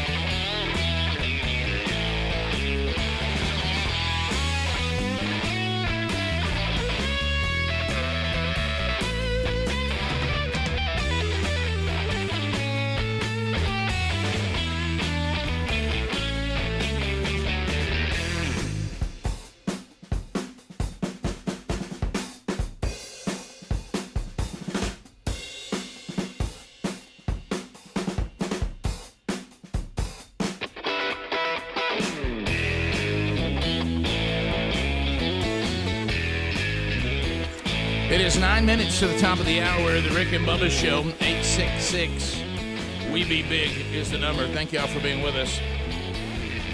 All right, so the controversy continues.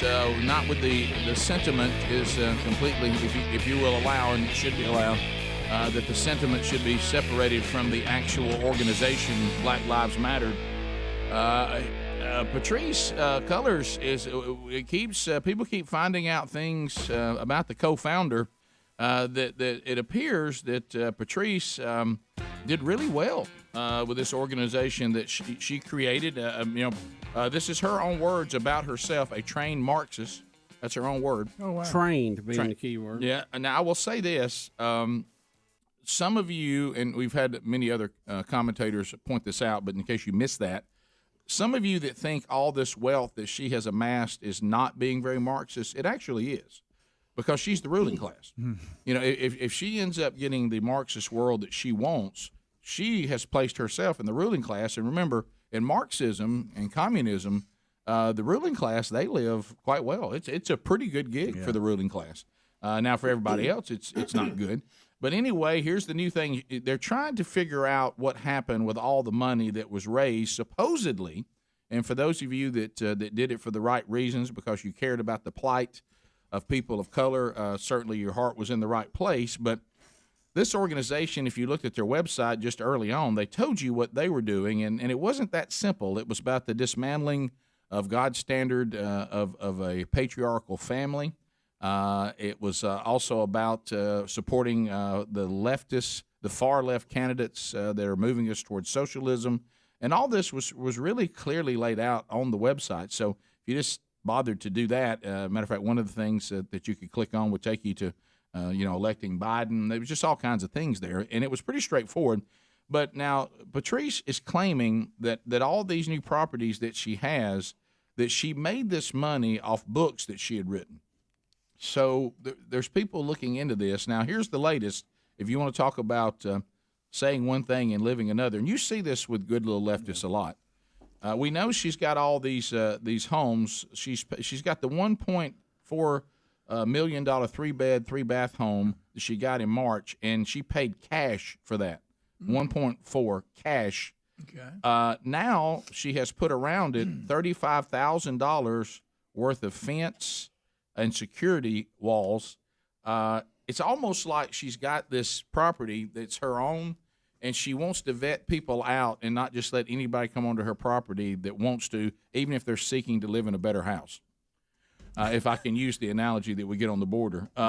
It seems like that she thinks, which she would be right, that she has the right to secure her homes so that not just anybody can come in without her knowing who they are or maybe asking why they're coming in. I agree with her on this, but she doesn't say that about the border. See, I think that Patrice can secure her homes however she paid for them, and I believe that a sovereign country can secure their borders. That's what I think, because it makes sense that you wouldn't just want anybody.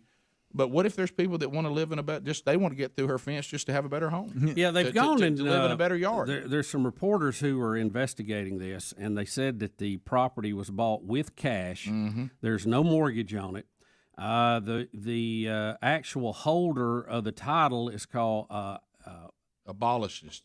They want to Entertainment LLC. It's an LLC that she's bought. Abolitionist Entertainment LLC. Is that abolitionist? Is that how you say it? Yeah, abolitionist Entertainment LLC. When you first look at that word, you're like, let me get it out. Get my letters lined up. Yeah. Well, you don't see that in entertainment next to each other. Abolitionist and entertainment, they can be quite entertaining, I guess. So just still a lot of odd behavior there from based on what we are supposed to be the cause versus what we are actually doing. But like you said, in a communist society, the ruling class does rather well. Yeah. Because they say, you're given based on your needs. Well, they see the ruling class is having more needs than the workers. Well, she got so much flack, she stepped down as executive director of the organization BLM, and they're claiming these properties were purchased with money that she made from book deals. But people say, well, it may have been. When we follow all the information here, though, when we start trying to look at all the paperwork you mentioned, it just Well, put it this way. Even people, I guess, who supported the organization, because she wouldn't care if she got criticism for people that maybe were not fans of the organization. If you step down, that means people are mad at you that matter in the organization, I would think, right? Because there were people that want, that, you know, how we love to do in our emotions. We see something and we go, well, I got to run over that. Now, there's not an ounce of sincerity in it. I just I don't want anybody to be mad at me or think I'm a racist, so I'm going to just wrap my arms around Black Lives Matter without vetting them out at all. Because they say things that if in certain things that if I don't go support them, then they're going to turn around and say that I don't believe that, you know, and it's beautifully done, and it's been done masterfully for years in this country, and that is the mobs who take money from you because with the notion that if you support us, we leave you alone. If you don't, then we're going to cancel you from society, and we're going to declare you're a racist. No, I just disagree with the Marxist part of it. No, you're a racist. No, I disagree. I don't really want to support Democratic candidates. I believe in the equality should be available for all people, no matter their ethnicity. Not good enough here. That's not good enough. Well, I don't really like some of the things your organization does. Well, that means you don't like black people. No, I just don't like this organization. So you don't think Black Lives Matter? No, I know they do. I just don't. I don't want to be part of this political movement. Because you're a racist, that's why. And then she goes out and gets 4 homes and pays cash for this one and puts up a security fence and tells you to eat it. It's quite the breakdown. Right. That's right. Do it all in there in one little scoop. Right. Hey, I'm back behind my wall now, and y'all can eat it. And I'm living large. How about this? I went to the bank, and President Biden won, and y'all can all eat it. Yeah. Yep. Mm-hmm. And all of the people at the local chapters who have been out raising money and don't seem to be able to get any coming back for their situation where they may have lost a loved one or something, you're kind of out of luck. You are, because the Abolitionist Entertainment LLC is sitting pretty. Rick, and if you don't like it, come yell at my wall about it. That's right. And I'll tell you one thing. I'll be on the inside. If you show up at my house, you won't be able to get in because I've got a pretty nice fence put up. And if you go over the wall, I will call the police to remove you that I have been trying to defund. Exactly. That's right. Nice little caveat there. Yep. You like it? If you come after me, I'm going to call the law. Yeah. Oh, that's the good. evil law who I wanted to fund. Guys, surely, look, hey, all of you out there, it's okay to critically think about things. Even things that we should, as decent human beings, agree on. But that doesn't mean the organization that says they're out for the plight of something that we may even share their concern about. It's okay to check it out. Just vet it all out. Hey, vet preachers out. Vet it all out. Yeah. And critically think through and say, you know, this person, this organization, this group, this mob. Not sure I want to be with them. This doesn't feel right. Like Bubba and I were talking about his office. Bubba and I were talking about this in his office this morning. When the red flags come up, it's all right. That doesn't mean you're a bad person. To say, boy, there's some red flags here. Just look at the red flags and see what's real, what's not. Yeah. If you don't want to support somebody, don't let them tell you it's because you don't love Jesus. No, you make me feel creepy. If you don't want to support somebody, don't let them tell you you don't care about people of color. You know, if they're doing something you don't like, then you got the right to move on from it. Rick and Bubba, Rick and Bubba.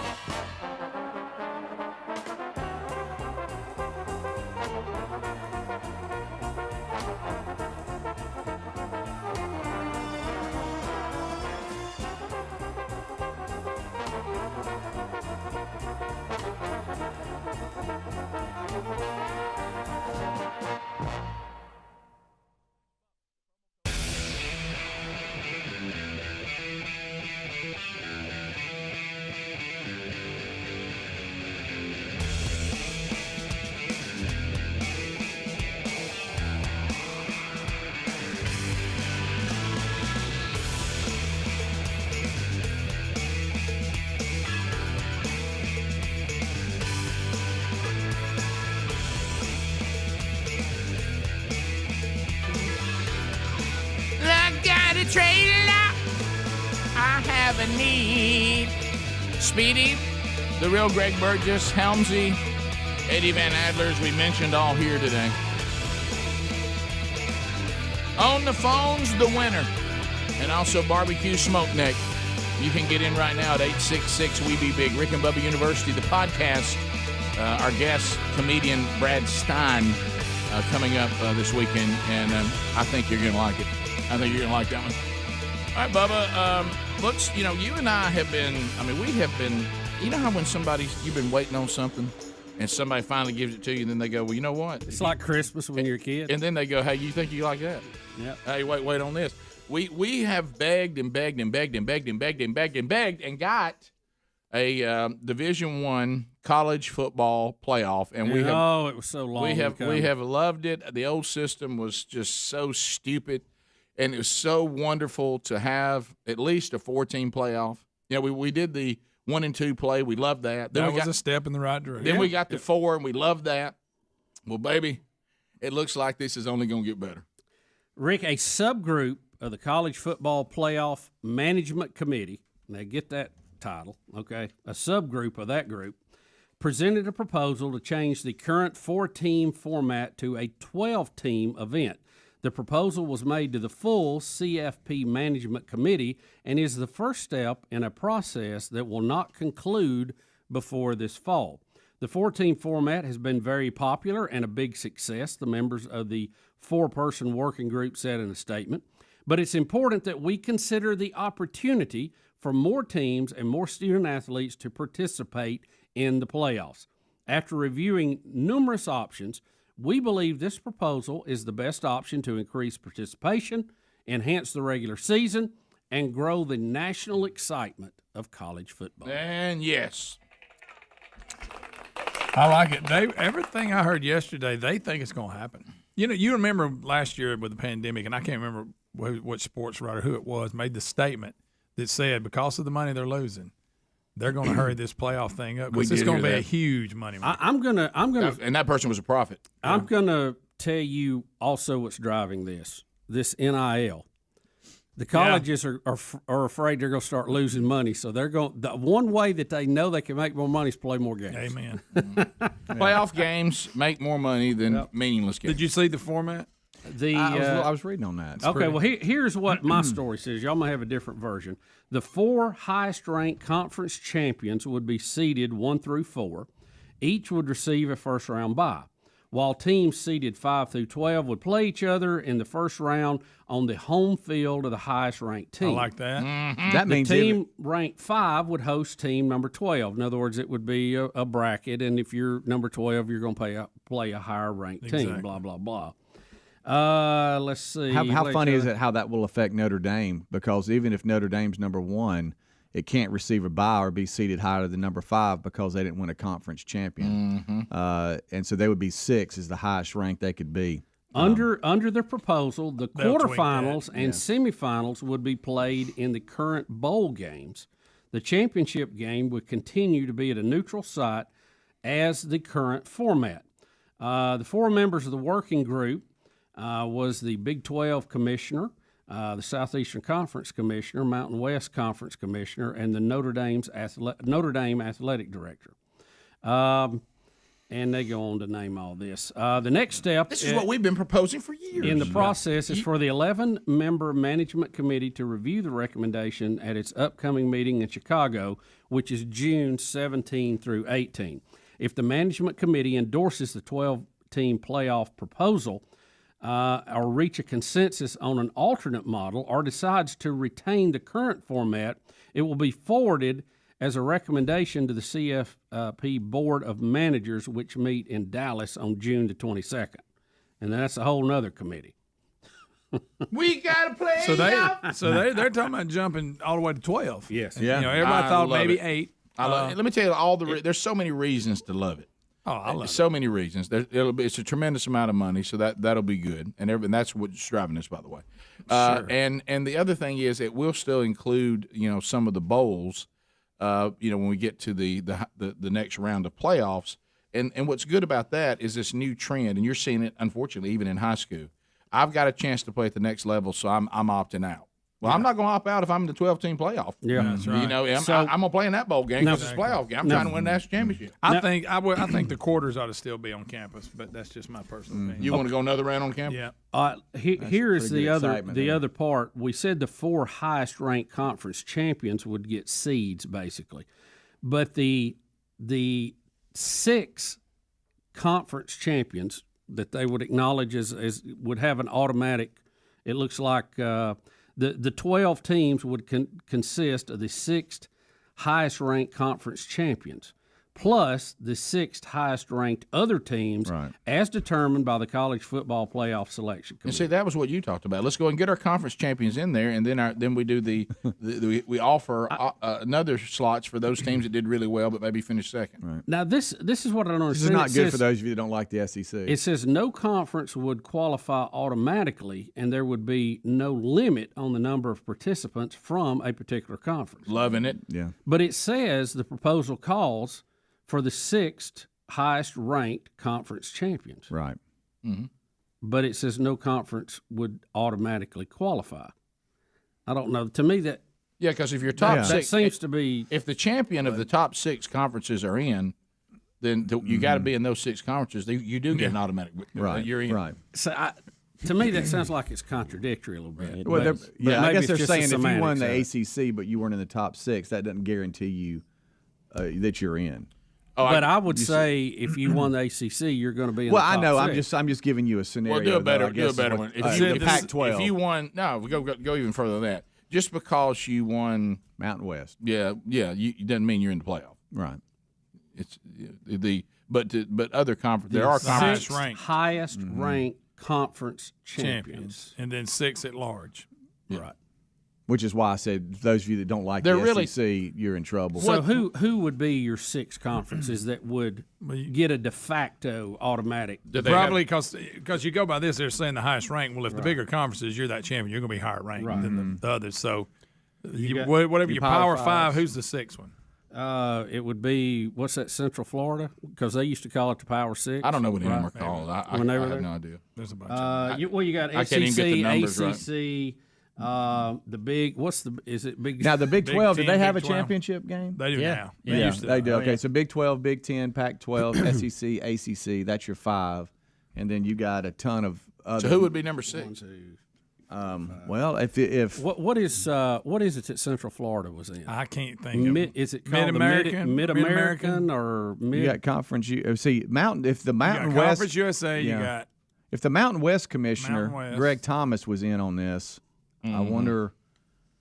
I don't know. No, a little confusing. Is that the there. one that's got Houston and all that? But listen, I'll take this. I like Who 12 cares? teams.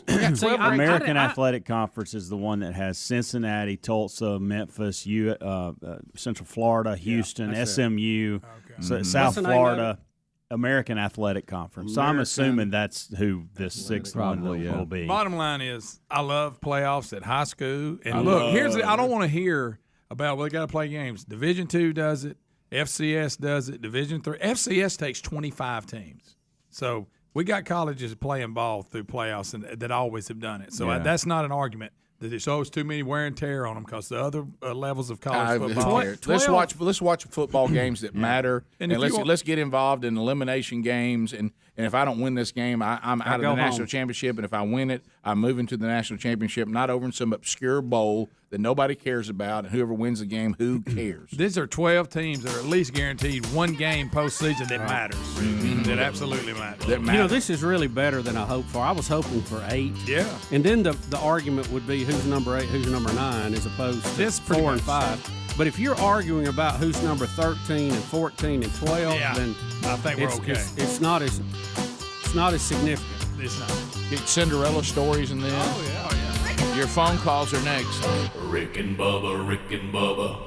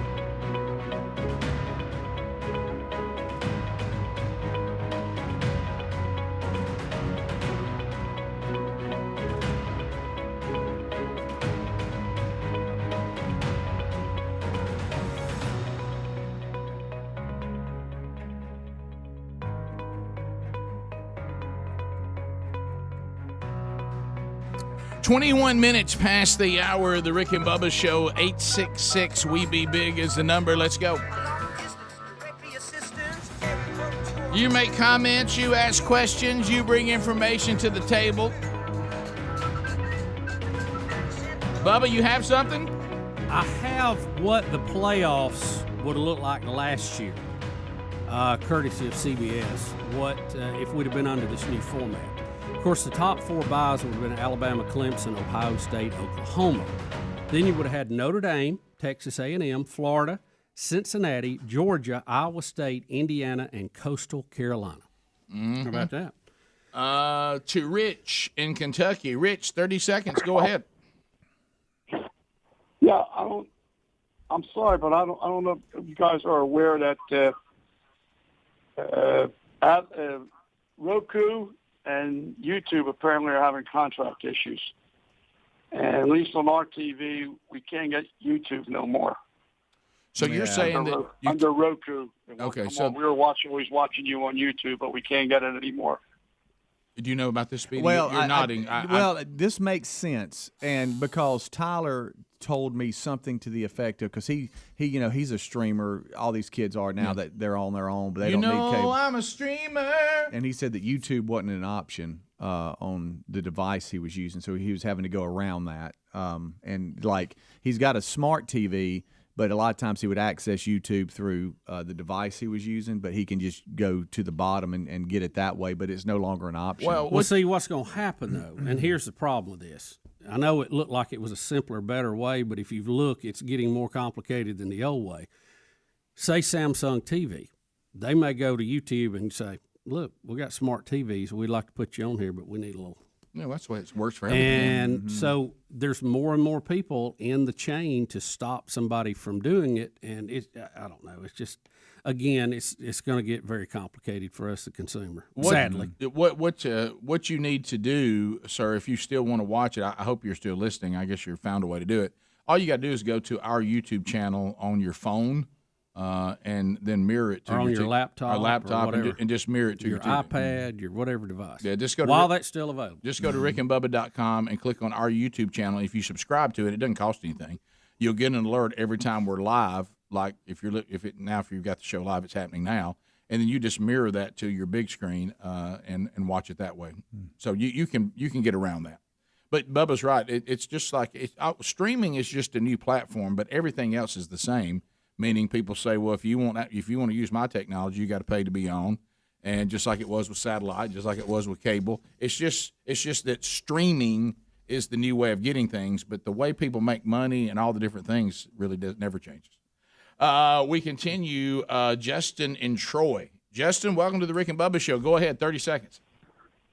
Hey guys, so I think I can clarify about the college football playoffs. The selection will be similar to what they've done the last few years with the 12 teams. Will be 5 conference champions, as y'all said, but the 6th conference champion will be the highest ranked group of 5 conference. Yeah. Mm-hmm. They'll take all conference champions and rank in the top 6. Right. Go. But just like it's going to be. But look at what Bubba just said. Last year's top 4 were the SEC, ACC, Big 12, and Big 10. So that's 4 of your Power 5s. So if you win those conferences, you're going to be more than likely, and that's what we were saying. Those the champion of those conferences will. Yeah, they don't have an automatic bid, but if you win a Power 5 conference, more than likely you're going to be in that top. And last year was a little squirrely too because of the Pac-12 not playing but like 4 or 5 games. Right. They were not ranked as high, so they would have been left out. Normally, they would not. Yeah. Well, you got to take just like somebody. Anytime somebody comes to the table about anything with me and wants to talk about 2020, I say we're throwing that turd out. Yeah. You know what I mean? We can't plan anything based on 2020. I mean, you can't look at 2020 numbers. Let's go to Shane. Shane, welcome to the Rick and Bubba Show. 30 seconds. Go ahead. Yes, sir. Look, with this new conference, I think that what you need to do, Rick, because you're a businessman, is you need to get Dickie Madmeyer on staff today. Let's just go ahead and get him in there because he's going to have a lot of things to say. And you know he's going to be up there all the time because Alabama roll tide. Roll Tide. Going to be there. Well, no matter what system you come up with, it ends the same. Bama at the top. Roll Tide. You can do 12, you can do 20, you can do 2, you can do 4, you can do 6. 2, 4, 6, 8. Who do we appreciate? The Tide. To the phones we go. Nathan in Huntsville, 100.3 The River. Go. It's going to be true. Hey, guys. Under the new proposed format, now they're going to expect fans and students of the conference and national champions, they're going to expect them to travel to 4 neutral site games in a row. They're going to have to go, for example, last year, they'd have to go to Atlanta, the quarters, the semis, and then the national title. I think that's just a little unreasonable, and it sounds like a money grab versus caring about the players like they also claim to do, you know? You're not suggesting that this is about making more money, are you? Well, I don't know. I don't know that I would call it a money grab as much as a money making venture. It's a money making venture, supply and demand. You know why? You know when they would say we don't want. You know when you don't want to do neutral sites that many times in a row, if suddenly nobody buys tickets to it. Yeah, but if nobody's watching it on TV. Yeah, as long as they can go neutral site and pack it out, they couldn't care less. What inconvenience that is to you? How many games will this add to the teams? And will that take away from any of their regular schedule? I'm just trying to play devil's advocate here and talk out loud. 12. They play 12 now. Yeah, 12. I'd back that to 10. I would too. Get rid of. We don't need 12 regular season games. Right. Do 10. We did 10 for a long time. Yeah. It may be more than 12. Somebody play more than 12. Well, if you get to the conference championship, you're at 13, right? Mm-hmm. Or it's 12, including if you make it to the conference. I can't remember. I think they play 12 regular season. Oh, yeah. Right. At least. Yeah. Just real quick, back to the Roku thing. We're getting a lot of emails. People are actually watching the show on YouTube using a Roku device today, and we thank them for that. They said some people said that they had the same problem. They just did an update, and it fixed the issue. So you need an update. So anyway, that's just a Roku update because we're getting a lot of people going, no, I'm actually watching on a Roku right now. So Roku. But Tyler did have the problem. It might have been Apple TV. I don't know what device he uses, but he did say that wasn't an option, so he had to go around it on his TV. Did you see the caller on 3? Is the name Amadeus? Is there people out there named Amadeus? Rock me, Amadeus. Hey, Amadeus, welcome to the program. Hey, how y'all doing? Hey, Amadeus. Is that really your name? That is really my name, yes, sir. That's awesome. Amadeus. Nickname Rock Me. Amadeus. Are you a great musician? A lot of pressure. I'm not a great musician. Okay. A lot of pressure comes with that. What a waste of name. All right, so Amadeus, go ahead. Yeah, so if it were to go to the 12-team playoff, when would that actually go into effect? Would it be a couple of seasons or just the next season? They haven't said. They hadn't said yet. They have a current contract in place for several more years, but of course they could step in and cancel that one and replace it. But I don't think, let's see, what is this coming out? This 21 season? I don't think there's any way you could see it before maybe 23, 24. Maybe. I say let's go ahead and do it. Cancel what we got for this fall, and let's do this. I don't know. We'll look into it and see. Thanks for calling, Amadeus. Rock me, Amadeus. We'll be back. More Rick and Bubba, bottom of the hour, as we unpack another day. Rick and Bubba, Rick and Bubba.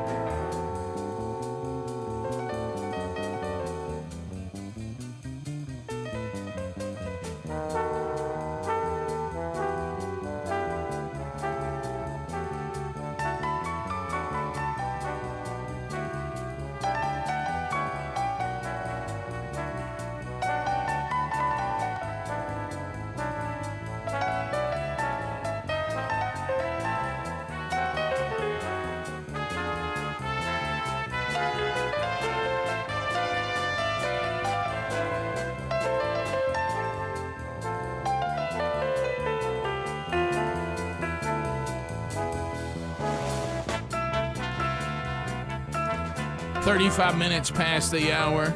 The Rick and Bubba Show, we're back. Thank you for being with us. Your phone calls streaming in at 866 We Be Big.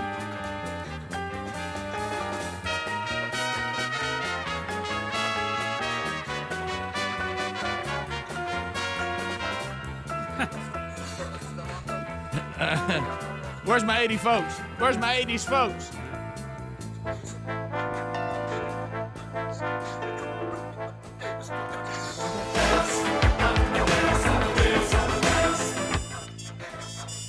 BuyRaycon.com/Bubba. If you're lining up to talk to us now at 866 We Be Big, you can. The winner taking your phone calls right now, being supported by Barbecue Smoke Neck. BuyRaycon.com/Bubba. Bubba, would you agree with me as far as our products are concerned? This is probably the one we're getting the most emails about right now. Rick, we get a lot of email, a lot of feedback, but we're getting some really good stories about these earbuds, and people are loving them. They love the price and really love the durability of them. It's almost like if you the Raycon move by our audience is just, it's like a tidal wave, and for good reason. Bubba mentioned some of those. Go to BuyRaycon.com/Bubba. First of all, you'll notice that they sell at about half the price of the other brands out there. They're more discreet. They fit comfortable. They're much hipper. They sound fantastic. And then if you go to BuyRaycon.com/Bubba, use that, you get another 15% off just because you're part of the Rick and Bubba Show. BuyRaycon.com/Bubba for 15% off your order of these premium wireless earbuds. And really the toughness of them, I didn't even know that was even part of the presentation, but some of the stories you guys are sending where you've lost them and found them in the yard and dropped them in water and they still work, they are sweat resistant and waterproof. So BuyRaycon.com/Bubba or rickandbubba.com right there under the sponsors button. To the phones we go. Paul is out of Vestavia Hills, Alabama, home of the Rick and Bubba Broadcast Plaza and Teleport. Paul, go ahead. Okay. Hey, guys. How y'all doing? We're great. We're great. All right. I don't know if you saw the latest interview with CNN's Tubin, but he made a touching apology where he said he got off easy. What? Be careful. Rick, you were not paying real close attention to that caller, and that's good. Yeah. Okay. Tubin was the one that was on suspension, I should say, for that. He was having a party. That guy call. just told us what he did. Yeah, he was on a Zoom call and did something inappropriate, and CNN has brought him back, and he's now back on air, and everybody can't believe it after what he did. I forgot all about that. I can't believe he would actually want to be on air anymore. I couldn't. By the way, the YouTube... You'd have never found me again. Yeah, really. Just to clear this up so we don't have to respond to 50 emails today on this. It's YouTube TV that has severed ties, not YouTube. So if you're on Roku and you can still watch the show. Those are two different things. Those are two different services. Now, there may be an update available that you have to do or something with your Roku device that you may – I don't know about that. But there are articles out as of yesterday, it's 5 hours ago even, saying that Roku, you can watch YouTube on Roku devices. You just can't get the other YouTube TV streaming. Two different things. Live. Two different things. And let me ask you that. If you're a YouTube TV subscriber, and that's what you've done now, you've done away with your cable. I used to be one of those direct, guys, yeah. So you can't use it with your Roku this device anymore, today, which, by the way, is too hard for me to say. Yeah. That's one reason I don't like that product. I don't like the way you have to say it. Roku. Why did they do that? Why did they break that? It's something. They severed that relationship contract. Google's involved, and so should not affect watching this show on our YouTube channel, though.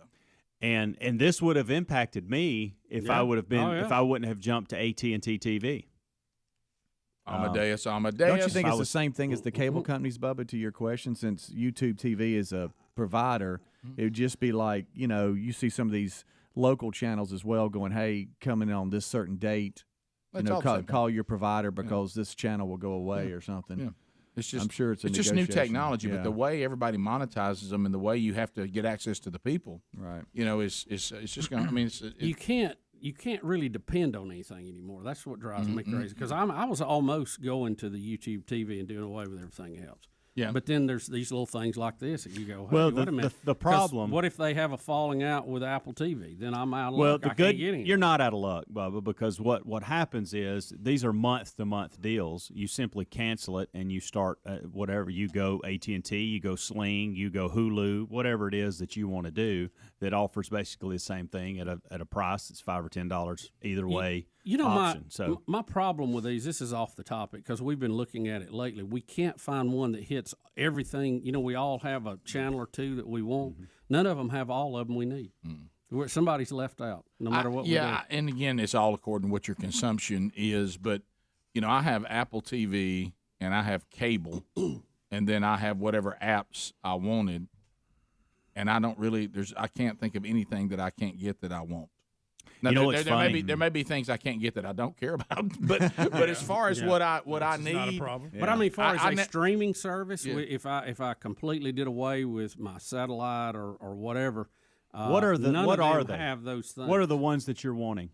Betty likes to watch what is it where she sees all those movies? Hallmark Channel. Hallmark and Which they have an and app. something else that she does, and then I have to have my NASA TV and some sports stuff and one thing, and then we want local channels, but it seems like there's always something missing out of everything. I have We've looked at a found bunch of that them. AT&T TV has about everything that everybody in our family wants, and quite frankly, would probably not even have that if it wasn't for the Atlanta Braves and Atlanta Hawks, because that's Braden's world. I stream. That's why this scared me when people start screaming YouTube, because all we have is Roku devices, and all I do is watch speaking events and fishing shows, and I do all that from YouTube. I don't even watch live TV anymore. Right. So that would have impacted me. I took Amanda to work during that segment, and I was having a panic attack. I was like, "What's going on?" And she was like, "Well, we're just watching the show." at the That's house. that I don't even know difference what between you're YouTube talking TV and just YouTube. Yeah. It's two If I different had things. to try to Two figure out different how to apps. get tactical bassing later today, I'd have been in trouble. Chase in Florence, WLAY. Chase, go ahead. So YouTube is owned by Google, and Google is trying to push their Chromecast devices. Yeah. So Google wants you to use Chromecast. They don't want you to use Roku. I'm sure that has something to do with it. Yeah. Yeah, that I'm sure. it We've does. got one of those in one room too, and it does. It gives you the YouTube option. Jan and Aniston. Jan, go ahead. Google wants to plug into your brain. Hey, I was just wondering how you guys feel about this COVID shot, and I think I know a little bit how you feel about it, but if you could just enlighten me a bit. I've got some friends that are a little bit I agree with them, but they're a little bit more farther than me on like conspiracies and things, and that this shot changes your genetics, and I'm just weighed down by it when I meet people that are getting it. I mean, I almost want to witness to them, like, about Jesus and the country. Don't get the shot. I mean, I just. Well, you're taking a lot of stuff, and you're mixing quite the salad there. Yeah. Now let's tossing it. Yeah. Let's start at the Let's very. start at genetics. Let's start here. What are you asking us? Are you asking us how we feel? Are we pro shot or anti shot? Are you saying? Is that what you're saying? Where are we on the vaccine? Is that what you're saying?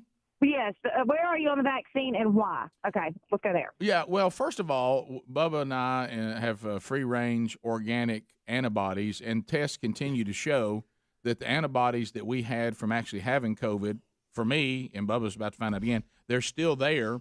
So there's no need for me to have the vaccine. And anybody telling you to have a vaccine while you already have antibodies, I think that's foolish, and I would not do that. That's just me personally. I'd take a hard look at it. Yeah. Now, if I've never had it, and I have no antibodies, and I'm someone who has a health risk, or I can put somebody that I love at a health risk, I haven't seen anything yet, and we don't know long term. Yeah, this changes almost day to day. Yeah. See, that's the thing. This deal where we have to act like that we get in a worldview and we just lock there concerning something that is unknown. I don't know the long-term effects of the vaccine, whether it may be dangerous or not dangerous. I have no idea because we don't know we yet. don't know the long-term of having the virus. But if I was a person who had health issues, or I could put somebody at risk who has health issues that I love, or maybe I wanted to go on a mission trip and advancing the gospel in that country was more important to me than any risk I might be taking with the vaccine,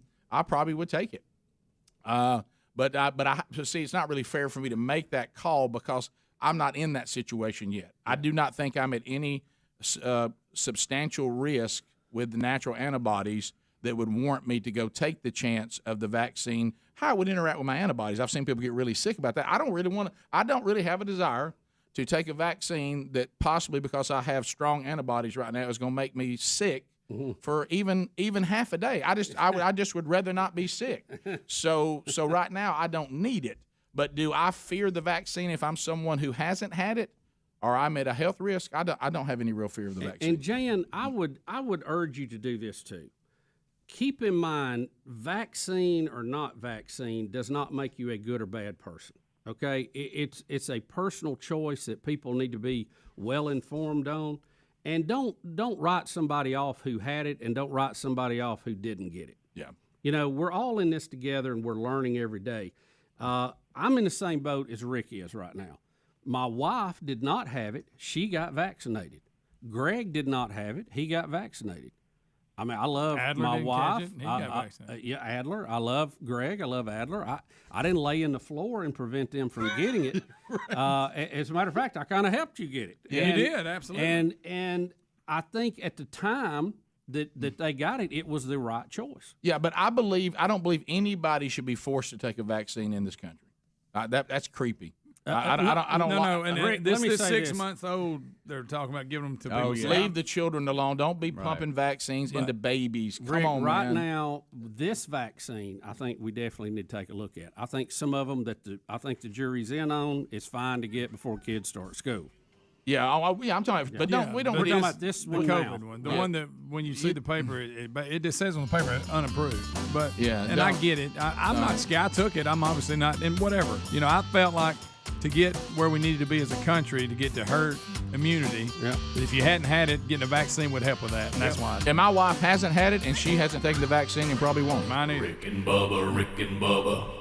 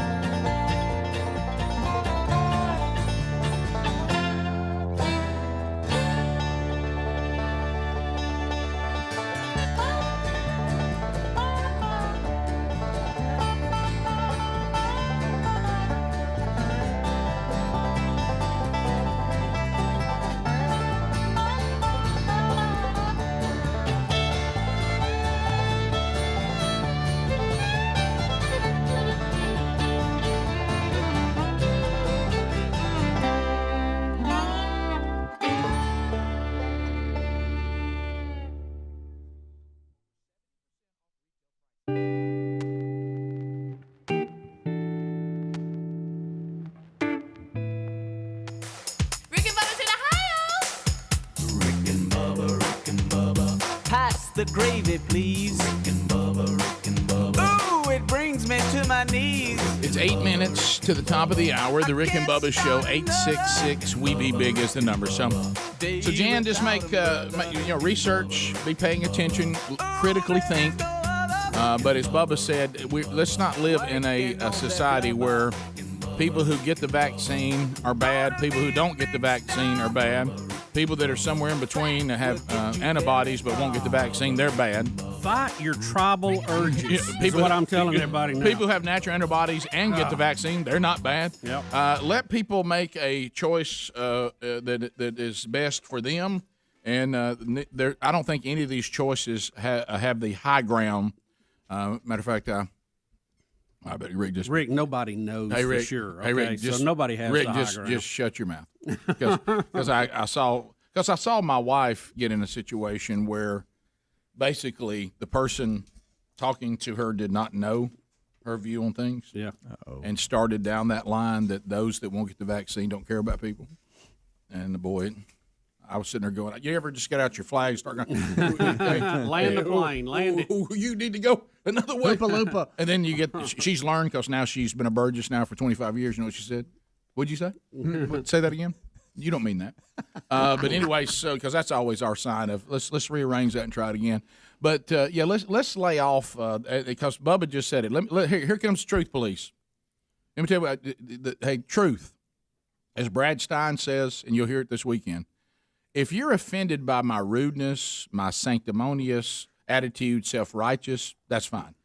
But you can't be offended by the truth. If the truth offends you, then I'm sorry, that's just too bad. I mean, if I've offended you in some way with my flaws and the way, flaws in my personality but if you're just offended by truth, there's nothing that I can do about that. I'm not going to not be truthful. And there's like I say, love and truth. I don't know why we think that love somehow is a higher pillar than truth. Truth and love are equal, and they come at you the same way. One's not more important than the other. I would go this far: there is no love without truth, and there's no truth without love. If you do it correctly, so you're. Boy, that sounds like a Stevie Wonder song. Doesn't it? You know what it sounds like? The Bible. But anyway, so because that's kind of what it says. But anyway, I love you. So here comes the truth. Here comes the truth. No human being on this planet, no matter how advanced they may be in their field, no one knows long term what's going to happen to you if you've had the virus, if you haven't had the virus, or if you've been vaccinated. Nobody knows. All we have is other than eventually you're going to die unless the Lord tarries. Yeah. Now we all die. Everybody listening to this right now, I hate to break this to you. You're one step closer to death today than you were yesterday. And everybody gonna die. And it doesn't appear you can beat 125. Right. And because we're spiritual beings, everybody's gonna live in eternity somewhere. That's right. Yeah. Might want to figure out where that's gonna be, but it's gonna be somewhere. Yep. Earth suit, fade away. Right. Everybody's gonna die, and every spirit's gonna live forever. It's just all where it's gonna be. Now, does that mean you should be reckless? No. But does it mean you should live cowered in the corner of fear? No. I'm not going to let a mob tell me what I'm not going to cow down to some mob. I'm going to critically think through things. And the people that are telling you about the vaccine, they're telling you everything that they know right now. The people that are telling about the long-term effects of the virus, they're telling you what they know right now. That's ever-changing because it's novel. We don't know. And those that talk about people that are out there that are not vaccinated, but they keep getting exposed to it, and they don't seem to get it. My wife be one of those. She's been exposed to it multiple times, never gotten it. So I don't know. Nobody really knows, so we just do the best we can. And you make those decisions based on your situation. And this thing of demonizing people, in one camp and celebrating people in another camp, when it comes to all this, I think is absolute hogwash and a mob mentality. Tribalism. And I'm not going to participate in that. Do I need to get the vaccine, Rick? I don't know. You need to figure that out. I don't really know. And if my antibodies wane and go away, I'll face that decision. Right now, it's not really a decision for me. And I'm fortunate to Rick, be. Let's say this. Let's say scenarios. Okay. And if it kills me, well, I'd rather it kill me than me actually live a life and interact with people that I love and go about my business. What life am I clinging to if I live in fear of my house and won't go outside? Yeah, it's not much of a life to live. So I'm hanging on to what life? It ain't worth hanging on to. So, Rick, today, given the numbers we have, if you have the test and your antibodies have gone, would you get vaccinated today under those circumstances? Would I? Yes. No. If you did the test and your antibodies was gone and we still had the death tolls we had back in January, February, would you get vaccinated? Yes. See, I'm kind of the same. Yeah. It would all determine the situation. Right. And I'm glad Greg, Adler, Betty got vaccinated. Absolutely. I'm glad they're covered in that. And hopefully that. But I don't fault anybody who did. No. I think you just gotta read it. You know, it's like a football play. We're reading the events as they happen. I'm not going to predetermine myself into making a bad decision. I'm going to say something that's probably going to upset some people, and you know how concerned I am about that. I'm kind of digging because I really do think in my mind on the Debbie Downer side that this country's over. There's no bringing it back. It's just on the skid to socialism, and we're already there. Both parties do not adhere to the Constitution and the role of government. Neither party. One does it less than the other, but they're both out of line with how big the government is. So I don't think we're ever going to get back to that. We're trying to do the best version of today's America. But I kind of I see a little bit of that Patrick Henry out there because the government can't quite get everybody to get in line and take their vaccine. Yeah, I know it. They just can't quite do it. You know, no matter what they do. Couldn't quite get everybody to wear a mask. No, they couldn't quite get everybody to wear a mask. They can't quite get all Americans in line. And you know what? I celebrate that. Yeah. It's part of our DNA. There's just a little bit of Patrick Henry. I think it's a good part of our DNA. There's just a little bit of Patrick Henry still in that DNA. Yeah. Hey, give me liberty or give me death. What good is life if I have no liberty? It's not worth anything. Ben Franklin, anybody who gives up freedom for security is not worthy of either. And you never do. Yeah. It never works out. No. So I kind of dig that we're not just getting in line. Now, you know, there's some that do, and there's some states that you go there and everybody is, but I kind of like that they can't quite get us all to do exactly what they want us to do. That gives me a little bit of hope. We still have a little bit of free thought left. Yeah. Top of the hour, more Rick and Bubba coming up right after this. Rick and Bubba, Rick and Bubba.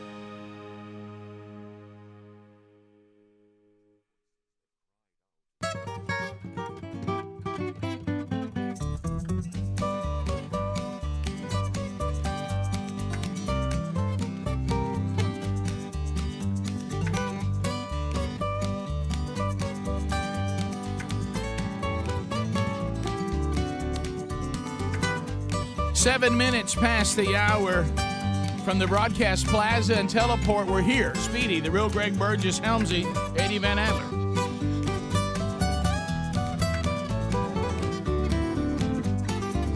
Welcome back, Mr. Bill Bubba Bussy. Hey, Bubba. Rick, glad to be here. Wow, you've reached back into the 80s there today. Forgot about this one, then. You forgot about this one. Can you name the band? Oh, I'm all over that.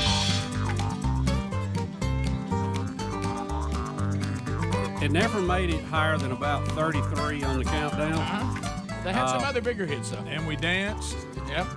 Oh, and we danced. That's it's not Men at Work, is it? That'd be the Hooters. Yep.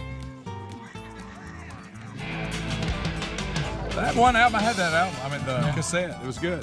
Yep. I think I even had a Hooters shirt. Yeah. From a concert. It's different. They were called the Hooters. Yeah. Yeah. And they're referring, that's the slang for the, the little piano thing that you. The little instrument. I actually knew the group. I just won't say the name. Yeah. Well, I mean, it's not. And they would play them. They would not take, like the restaurant. They would take that little instrument out and play it on stage. We saw them in concert opening for somebody. I forget Yeah, who it they were was. good. And they had that. They had And We Danced, and they had another one. I can't think what it was. that I liked. But they also wrote most of the music on Cyndi Lauper's breakout. Time After Time. Time After They Time. actually performed it live when I saw them. Yeah, absolutely. So they they did that whole album. What was it called? They had the Girls Just Want to Have Fun on it, whatever that one was called. Money Changes Everything. They wrote all that. So anyway, there's your little music history. There we are. Start this out. Wow, you had that and Rock Me Amadeus. Yeah, big day today. Amadeus. Big hour. Amadeus. Look at these two. Mm-hmm. So outside the broadcast plaza and teleport, Kurt and Jenny. Yeah, we got Kurt and Jenny Clay. Kurt and Jenny Clay. Great signs, by the way. 27 years married. Yep. They got married today in 94. 27 and a half years listening to the show. Wow. How about that? Wow. Happy anniversary, baby. I got you on my mind. Yeah. Glad to have you guys. Happy anniversary. Thank y'all so much. No way Kurt made those signs. It's really neat handwriting. No, his wife did that. Right. You crazy newlyweds. Yeah, that's right. Look, I know. I knew it. He found her something to write on, and then she took She care did of it with it. Yep. She took care of it. Oh, look at here. Okay, on the back. Little Caesars. That's funny. That's funny. That's awesome. When I looked outside for a minute ago, I didn't know if another one of Bubba's food dealers was out there. Yeah, it was behind the scenes. Tell you what, you want Bubba sale, you just offer him some food. Hey, guys, that is hilarious. He won't even give me a sale. I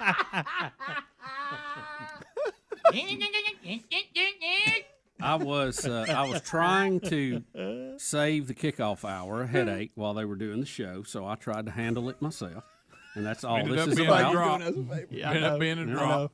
Thank you, Bubba. My gracious, you don't know what I'd have done. Okay, so Bubba, I can get up, open the door, and get. No, I mean, in the future. Let me tell you, I know how to get him. Helps you, I know how to get him to read an email going forward. Tell what I'm going to put in the title. I want to thank Mook's Meals. I want to thank Teresa, who works at Mook's Meals, who makes their world famous cheese straws. Double M. She was headed to the beach and wanted to drop by a few bags for us this morning. Awesome. And she was going to come by fairly early, and I was going to send it to Speedy, and I copied Speedy. I said, "Look, I'll be here. I'll get it. Just text me, and I'll come get them." So, and she came by early this morning. Thank you, Teresa. Very sweet lady. Got her picture made, and she was excited to be here and excited to head to the beach. I'm not going to make fun because I love them. You were I happy want about Bubba. I want Bubba to allow me to have a few. Well, you know how Brought y'all 3 bags. Well, in Greg, there. like I told about him, like when you got a drinking problem, what you don't want is have a drinking buddy. No, and Bubba, when it comes to these certain foods, I mean, he's got an eating buddy. He Greg, does. I know. I'm a bad influence. You're terrible. Now, sadly, during the kickoff hour, we thought hey, man, I tell you what, they love the kickoff hour. She's out just to waving outside. We thought, hey, man, how you doing? Thank you. So much, little did I know she was bringing him cheese Yeah, we straws. thought she was excited about the kickoff hour, not Mook's Meals. But But I was. I've done eat a handful. I kind of want to go see the factory where they cook that. I'll go. No, you don't want to do that. Muscle Shoals. Road trip. That's like letting the wolf. Trip. Hey, don't bring the wolf in the hen house. Oh man, can you imagine come get one right You off the remember line? when we went to see Coke being bottled, how much better it was right off the line? Yeah, You remember that? Man, it'd knock your head off. So what if we got a cheese straw coming right out of the oven? Well, let's face it. I don't know. Never be the same. I don't know if you've ever, well, I'll tell you what it'd be like. You ever grabbed a donut off that? Easy there, Rick. Conveyor belt. Pull it together. Conveyor belt. I can't remember who it was, but somebody was talking. Thinking about that donut messed you up. Yeah, Somebody was talking. They went to, I guess it'd be Pennsylvania. Ain't that who makes the Tootsie Rolls? Is that Hershey? Anyway, but they were at a Tootsie Roll plant, and they let you sample them right off the line. And as they come down there, Yeah. go to a warm We've Tootsie had Roll. potato chips right off the line, too. We have. Fantastic. Yeah, pork rinds. Cookies. Pork rind cookies. Yeah. We have. They're good. We're going into the bag. It just dawned on me that people have really put us around a lot of food. Yeah. And it shows. And we love factories. it. And Rick, a lot of factories. Rick, I can't remember what we talked about in 6 o'clock hour. I remember every detail of those trips. Ain't that crazy? Hey, Rick and Bubba, y'all want to come see a place where Y'all throw your hairnet on and go. Yeah, there you go. Rick dropped a little weight from that day. Rick, look at you. That's 305, Rick. There's Orson Welles. I think I've gained a few. What's Bubba happening? wasn't sure which one to grab. Get it. Yeah. Get it. Look at Big Papa. Well, I tell you, it looked like I was eating cookies in them days, wasn't it? Good night, Rick. Oh, look, they're good and hot, too. Clearly, the clean suit that they have, they didn't have a lot of big workers there. Rick, with that beard, you're like an opera singer. I said, look, Orson Welles is here. Me. Matter of fact, I terrified everybody and told them that we were under attack. War of the from world. All right, now look at this guy, too. Adler, I just sent this to you. I love when people send us stuff involving the Rick and Bubba swag. There's a guy that said he's ready to go to Fort Walton. Yeah. And he's saying that the Cape Crusader will be there.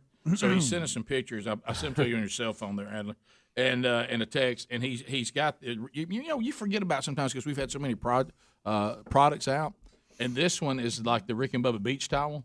Have you forgotten about the Rick and Bubba beach towel? I love it. I've got mine, and some things come out and He wears his name. kind of like the logo will just pop. Look at that right there.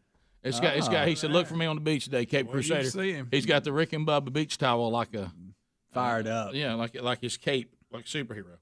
So thank you for that, man. I hope you have a great time. So if you're in Fort Walton and you see a guy walking around with his Rick and Bubba beach towel on, tell him hello.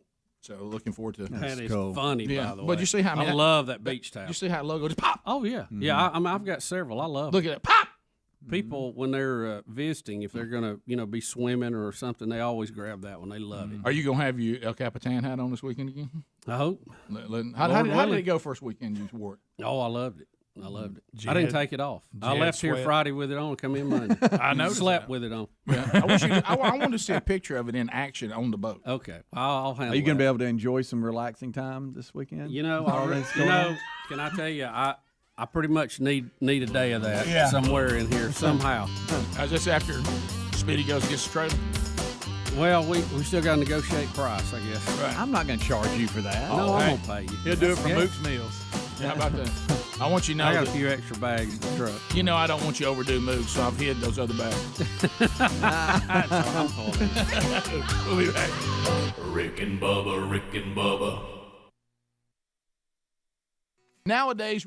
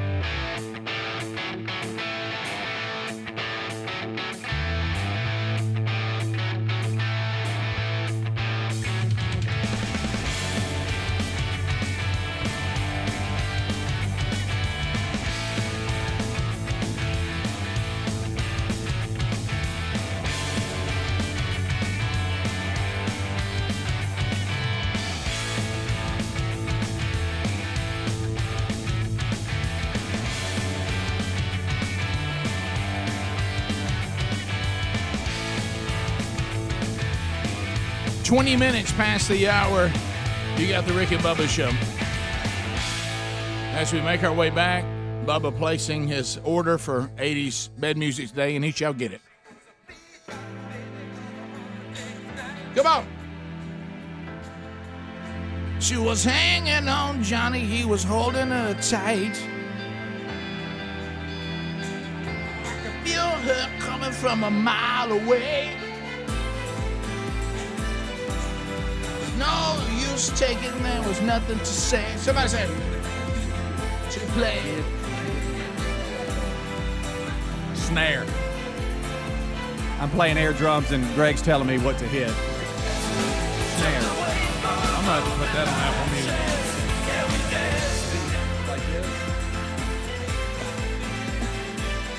Yeah.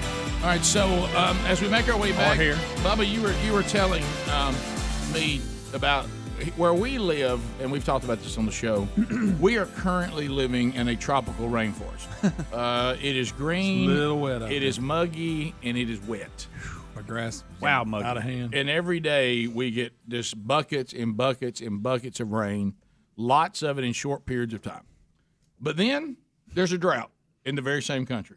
So much so that the Hoover Dam, the water has fallen to its lowest level, all in caps, ever. Since the 1930s when it was filled up. How about that? I mean, they haven't had this low level. I don't know if you've seen, too, I think it's Lake Mead that backs up behind it. And, of course, it's a huge lake because it supplies water to a lot of the western United States. Wow. All the boat docks that are sitting on dry land, have you seen some of that? Look where it was and what it is now. Oh, Look my at goodness, that. Greg. Problem there. Hey. All right, so we're at the top. Yeah, boom. Good night Boy, it's alive. down Look there. at that. Good night. Look at that. Level. I mean, it looks like it's a few hundred feet down. I mean, All right, right there, does that look like some kind of like city and like some? It does. Like you look at one of those movies, you know, like Lord of the Rings or something. Planet of the Apes. It's going to take a lot of rain to get that where it needs to be, huh? Yeah, Greg, it is. so we've got Lake Mead's got Like problems. Aquaman, he goes under the water and everything's there. It's a long way from here. Yeah, Adler, I don't know if you've seen any, or you can pull up some of the boat docks that are on dry. When you say a boat dock that's on dry land It's a and mile water, away. and water is nowhere in sight, Rick, you're like, who built this? Yeah. I mean, what? Sorry, in they the just world? built a boat dock. I guess they were practicing. Yeah. Do you ever wonder if California is ever going to wake up and go, hey, you know what? No. Is somebody trying to Let get me our answer attention? that. Is somebody trying to get our attention here? That'd be no. How about you? They're in all kind of water restrictions already. I know I saw some stories about San Francisco, how they were cutting back. They down to one shower a week. What about you? I tell You know, sometimes we have to pause because now what was bizarre statements in the past are really accurate now. Yeah, I can't. I really don't know if Greg's joking or not. I really don't know. Maybe. Please What look. about you? I know. Please look at that. Yeah, okay. Water's down. If If you think they're exaggerating, it's a boat slip with about 1,000 boats missing. The thing that got me on that picture was the sign "No fishing." Don't worry, I'm not going to be tossing anything over here. The only thing you don't catch here is a lizard or something. no fishing. Don't worry about it. Yeah, I'm good. Went with lizard. I get Well, it. Look, y'all, look Golly. Can you believe how dry that is? So that's I assume that's a floating boat dock because the boats would be very Yes. shallow to You're get in right. that to begin with. I mean, that was kind of odd looking, wasn't it? It was tough. He's some thin boats. I mean, your carpet. You're on one of them, rugs you roll out and float on. That's it's a long way Bad from deal. here, but that's not good. no. And here's the thing: is if it is a floating dock, now it's buried up in there. Oh yeah, it'll never The rise. water's not going to rise it back up, probably. Y'all wish there was carpet that flew. You could jump on it and go places. Wouldn't that be fun? You Like talking he about- just mentioned carpet that would fly. You talking about a magic carpet? Yeah, wouldn't No, that be cool? Mo's carpet that floats. Oh, okay. Yeah. I just maybe start didn't know thinking where Speedy got that. about carpet and rugs, and that'd be Yeah. cool if you could jump on one and I fly gotta, around. I got to be honest with you now. Pull your trailer on the car. Until I seen a drought, rug. I turned back. I don't like the I don't idea wanna of a fly on the flying carpet. carpet because You don't? I feel like my stuff would fall. If out. it was an gonna option, control it? if it was Magic an carpet option ride. just to sit there Look at on that. your little carpet and fly around, Look you at that! would? Look at that marina right there. Wow. I don't want to fly on a God. carpet because I have other things I can fly on now that are better. I hate to tell those guys they're not going to be able to dock very well. I got news, fellas. They're about 100 foot short of water. Yeah. What if you're paying rent on those? You know, you have to rent them. Yeah. You're not using them a lot. Yeah, I'd rather have something that was a little more secure, like maybe a flying motorcycle or flying four-wheeler. Flying canoe would be better. Your stuff wouldn't fall out. You want to steer it. Yeah, I don't want to be on the carpet. I get it. It seems a little shaky to be up in the air, you know. I picture Speed dressed like Aladdin. Well, I'm just picturing me sitting there I like take a I'm watching wicker chair TV, but over carpet. I'm flying. I'm picturing you flying around singing "It's a Whole New World" to Terry. Whole new world. All right, speaking of flying, Bubba. 3, 2, 1. Here he goes. Watch out. You've run over another mook. Are they really in the floor? Oh, they're everywhere. Really? Yeah. Well, that ain't for me. The winner had to get out of something to sweep up with. That ain't for me. I carried a bag in my office, Steve, so I didn't stroke. But you know what a winner does. He gets it up. That's right. The winner took care of it. All right, so we were talking about Bezos going to space. Update, you were telling me today that, Blue Origin, you know, they're going to try to go into suborbital flight. Bezos Also known as the Salty Dog. Bezos. And his brother are going to be on that flight, and they were auctioning off a spot. Right. And you know, we were talking about it the other day that it was $2.8 million. Right. Well, that you can pot them down if you want to. But that was just the starting bid. So you had to win the auction to get this, and it's up to $4.5 million with 2 days left to go. So Bezos, is he on or not? He's in. Him and his brother are going on this flight. And everybody's bidding to be in there with him? Well, they have one seat left available. Okay. They already have commitments on some of them. They have one seat that they're auctioning off to the public, and it's already up to $4.5 million for this suborbital flight. Why can't you get? Come on, Rick and Bubba audience, let's get Bubba in that seat. You know, if you look at Bezos, he kind of favors the rocket. It is so weird. Do you think they tried to make the rocket look like him? It really does. I think they went with with aerodynamics in this, Greg. But see, look at him here. Well, the rocket don't have flaps on it that big. Well, no, it does. But besides his ears, it's got a bigger top though. Yeah, it does a little bit. Like his head, like his body. I've seen a lot of rockets. That's unnecessary. I'm on the sideline. You hear me? Rick, I'm going to say it's unnecessary. It is. It's the aerodynamics, Greg. It's built so it will go through. Hey, what was wrong with Sputnik? Air. Sputnik looked just yeah. Well, this is more efficient. It seems like maybe the look at the SpaceX does they have it that way too, and so they does, got one. Right. So does Lockheed Martin and all those people. It appears that works better than the other. Really? It cuts through the air better. It seems like the other would have cut through the air better. It looks a little, like the Mercury set up and all that. Yeah. No, they say that does. Okay. I'm just picturing the designers. It looks like it's a little more wind resistant, frankly. I'm just picturing the designer. Somebody had to sketch it out and go, all right, here's what we're going with. And somebody in the room had to go, am I the only one that knows? I'm not an expert on this, but I think the idea is that it while it gives maybe a little bit more drag at the top or the tip in this case, that the body of it has less resistance because it kind of blows the air off. I don't talk about it. Okay. I think if a kid in third grade would have drawn this rocket, he'd been thrown out of class. Or at least had to go to the office. Right, yeah. Tell you one thing, you bring that, turn that in, and take that weed to the office. Yeah. I'm just trying to draw a rocket. How about this? There's a line, and I got a good one, too. I'm not going to cross. Oh, yeah. Adler gave me a one. I was just trying to draw Blue Origin. On the bathroom wall? On the bathroom wall? Yeah, sure. I'm just doing Blue Origin. You get out of here, you nasty little. I'm calling your mom and your parents. Mom, I was just drawing Blue Origin. It's aerodynamic.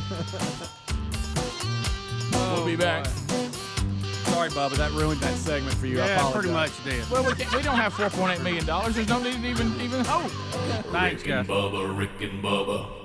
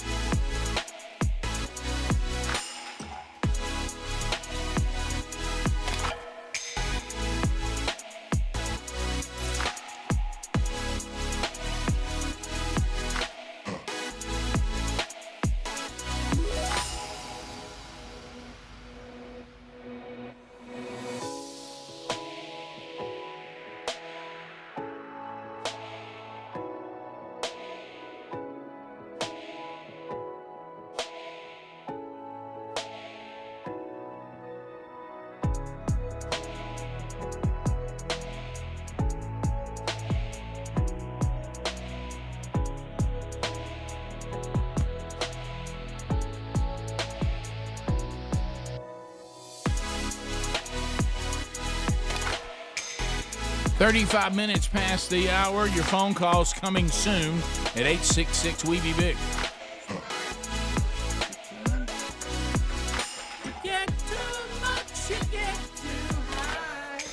And not enough and you're gonna die. Gonna die. All right, so you ever wondered when Gabby.com/Bubba came aboard, why do they call it Gabby? I'll tell you why, because it means get a better insurance, G-A-B-I. Gabby.com/Bubba, did you know that, Speedy? Was this the first day that you knew that? Mm-hmm. No, so get a better insurance. That's what Gabby means. Got it. And there's many companies out there claiming that they will compare auto and home insurance rates, but there's only one that actually does it, and that's our friends at Gabby.com/Bubba. It's the one true comparison platform with fast, verifiable quotes, not ballpark. Yeah, we kind of think this is it. I don't need a ballpark guess. Let me see them side by side, and that's what Gabby does. Use your current policy to find a better policy, comparing your current coverage with 40 of the top insurance providers like Progressive, Nationwide, Travelers, and many others. All done fast, all done in one place. Just use your current insurance information. Get started. It's totally free to use. There's no obligation for you to do anything. They only show policies that are the same or better than your current coverage. You won't have to worry about the rest of them. So go to Gabby.com/Bubba, and Gabby customers on this program save on average $1,000 a year. And if you want to be part of that group, put your policy to the test today for free. Go to Gabby.com, Gabi.com/Bubba, see how much we can save you. Or go to rickandbubba.com. You'll find the link right there under the sponsors button. Well, Vice President Kamala Harris is getting very upset with the media that's supposed to protect her, and they keep asking her. And my favorite is this. It would be like somebody saying to me, Rick, you have not shown up at the Rick and Bubba Broadcast Plaza for 3 months, and me go, well, I've been over at my house though, and I've been down on the farm. Mm-hmm. Yeah, but that's not what we pay you to do. I mean, we put Kamala Harris in charge of the border situation, and I love when she tells us where she's been, even though she hasn't been there. But we were told we need you to go there. That's your responsibility. Well, but I've been on these other places. Rick, but please that has tell nothing me. to do with this question. Please tell me you saw the Lester Holt interview Oh, yes. from NBC. I'm Lester Holt. And he asked her, and she starts all that, and he goes, but you haven't been there. Right. And then she goes into that funny laugh and starts playing with her hair like, I don't know how to answer that. Did you see she also did say, I don't know why you keep talking about this. You won't leave me alone about this. This is not Fox News. What are you doing? Well, it's happened again. Now she's mad at Univision. The Univision anchor, and we have this today, pressed her too. All right, when are you going to go and visit the border? I mean, when will you actually do this? So here it is. ¿Cómo le responde usted a él? I said I'm going to go to the border. And when are you going to the border, Vice President? The administration has asked. I'm not finished. I said I'm going to the border. And also, if we are going to deal with the problems at the border, we have to deal with the problems that cause people to go to the border, to flee to the border. And that is the root. Okay, let me point out something. She is giving the answer, and they have been on this answer. I'm looking for the root problems of this. I don't have a problem with that. But here's the problem. You know the root problem. The Guatemalan president told you the root problem, and you still won't listen to it. The Guatemalan president did not say it was global warming. That's why people are leaving. He said it's because you invited them to come. You told them to come. You told them you were stopping the wall, going to take the wall down. You said, and whatever she had put on her tweet when she was a candidate, let me be loud, let me be clear, all is welcome here. What do you think they thought? That is the root problem. Right. It's right there, and they won't accept it. Well, I'm looking for the root problem. Global warming, and we've got corruption. Guatemalan president keeps saying, look, y'all send a mixed message. That was yes, exactly what he said. Porque hay mensajes confundidas del Estados Unidos. La ley cambia mucho y cambió mucho adentro de una administración hasta el otro. Bueno, yo... He said humanitarian messages were used.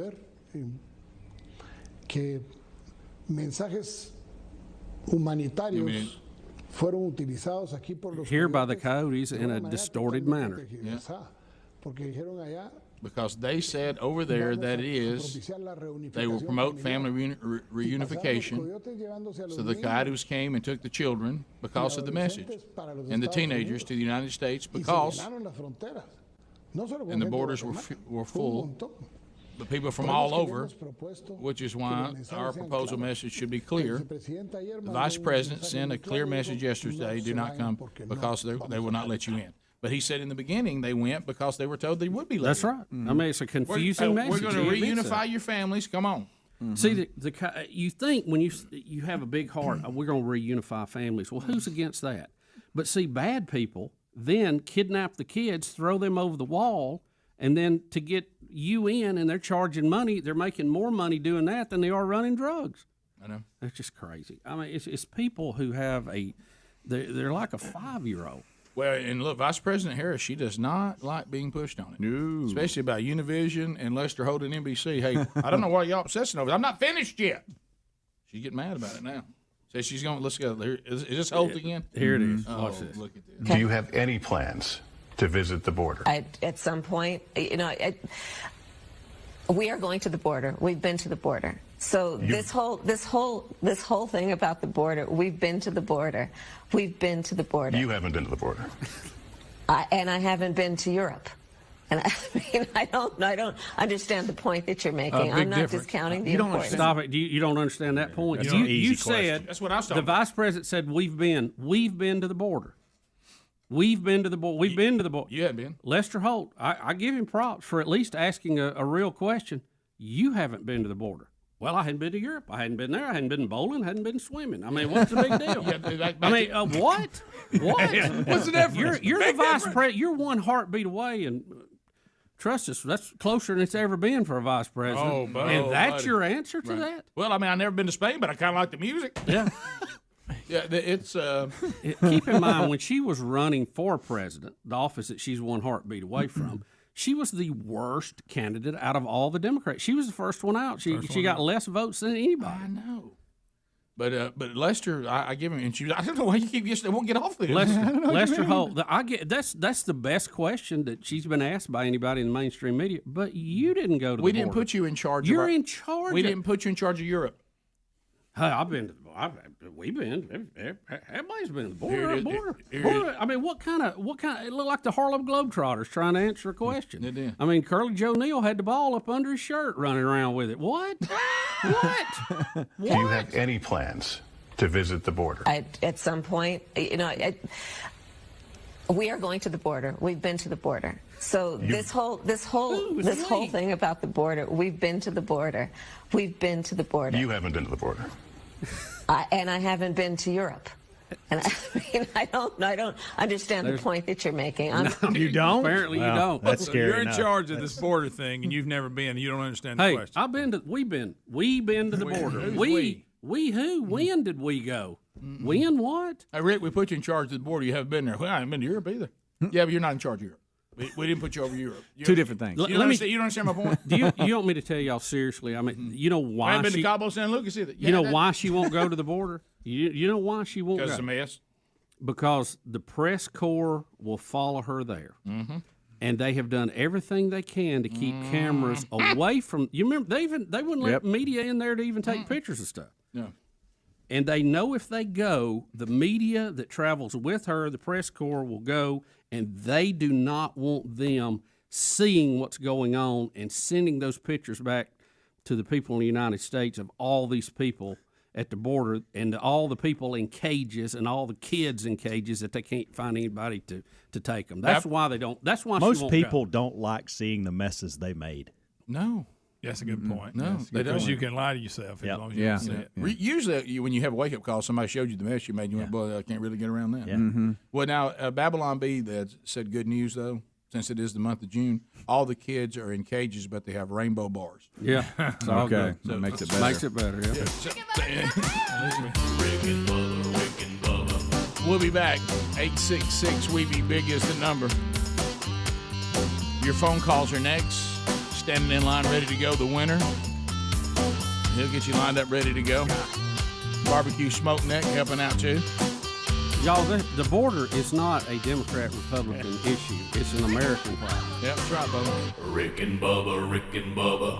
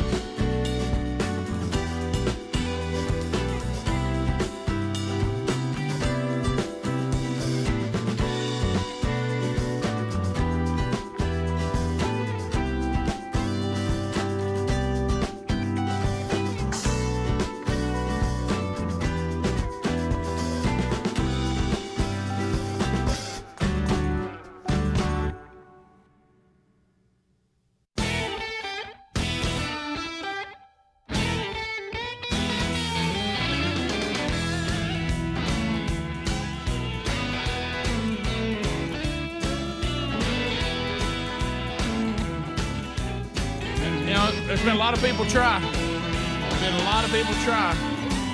It's time for Mythbusters. Don't want to know your name. So, Bubba, we have a story today. You know, Speedy always tries to make sure that these stories make it to the top of the stack.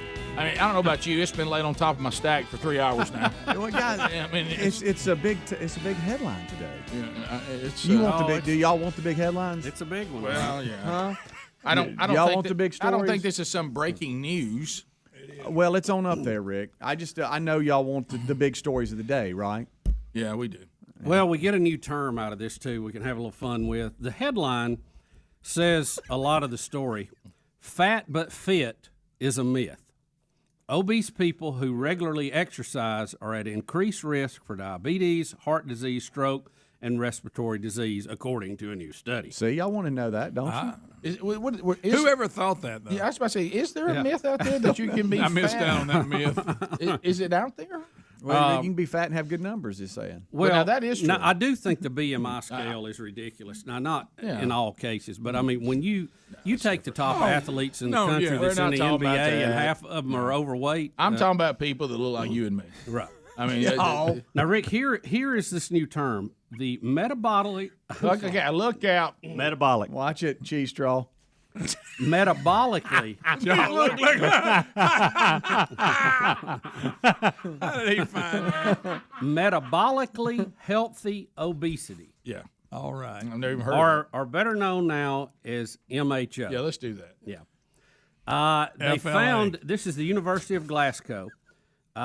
These experts studied people, the MHO crowd. They found that these individuals were at an increased risk for various issues. For example, people with the MHO are 4.3 times more likely to get type 2 diabetes. Duh. Really, if you're overweight, your body can't produce insulin to cover all of it, so that's how you get type 2 diabetes. So there.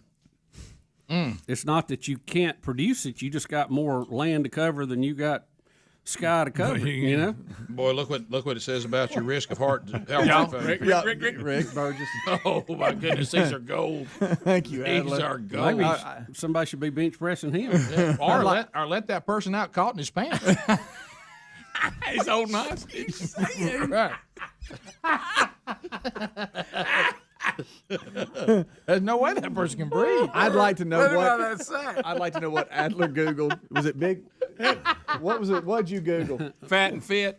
They're just saying that this story is trying to say, look, there are people out there that are clearly overweight, and they'll say things like, well, you know, I still exercise, whatever. You can look like me and be overweight and still be healthy. And they're saying, You know, we always the giant fat person that's real coordinated and can dance. Oh, yeah. You know, we were saying, well, they're probably pretty healthy. Now, Bubba, who are the NBA players that are on the BMI scale? Oh, we did this story a couple of years ago. It was like there was half NFL the guys, NBA. no doubt. Well, NFL for sure. I think it was the NBA that had the highest. I do number. remember back. The only when ones Eddie, that wasn't were jockeys. when Eddie George played football. They would consider him. NFL Oh makes yeah, sense. he was like what's the term they use? It's something obese. You know, like you're near death. Morbidly. No, what obese. they make those offensive linemen eat to stay at the weight they want to stay at. No, it's not healthy. I watch how they took my oldest Yes. son. They took him from 240 to 295. And his body just wasn't. He was grossly unhealthy. Yeah. I mean, he the way they got in there, he was like, "Hey, man." So it really was benefit to him because he's in really good shape now. But it was benefit for him when they moved him back to more of an H-back you tight get back end the weight because he you're got to supposed to drop be. back down to the 240 something. But yeah, I mean, look, I know, and I have that sometimes people they're just saying that when you're carrying this weight around, it's bad for you no matter what you're doing. I mean, you're still it's still kind of an obstacle for your overall health. I'm gonna get you those names here. Yeah, even if you're active, but this is not about BMI because the BMI scale. That's not that's Well, we've talked was, about that's the point. That he was making. the kind of point that it was crazy. I don't deny this. Yeah, I mean, that, the to me, it's common BMI sense. scale was designed, and we all knew that, so that you could tax fat people, and you need more people to be declared by the government fat, so there's more of them to tax. Yeah. When the government's in charge of declaring the standard, there's always something underlying. But you're right. They see what they didn't do on the BMI scale, to Bubba's point, they did not. And I mean, I've talked to people who are in the health industry that take care of people, help them eat better, help them work out, and they say what the BMI did not do, because it's from the government, it did not take muscle mass into account. Right. It didn't even account for that. Mm-hmm. So you could have someone who was really muscular and really in shape and not fat at all, and the BMI scale would say, based on their height, that they list them as obese. And it's not a true reading. This is a story we did. The original date was 2011, but they talk about the BMI and how they rate people. Normal weight in the BMI is 18.5 to 24.9.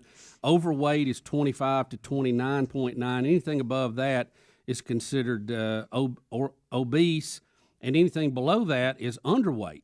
Well, they looked at the NBA players, and the Celtics shattered the scales with an average BMI of 25.99, lugged upward by the league's fattest player, Shaquille O'Neal.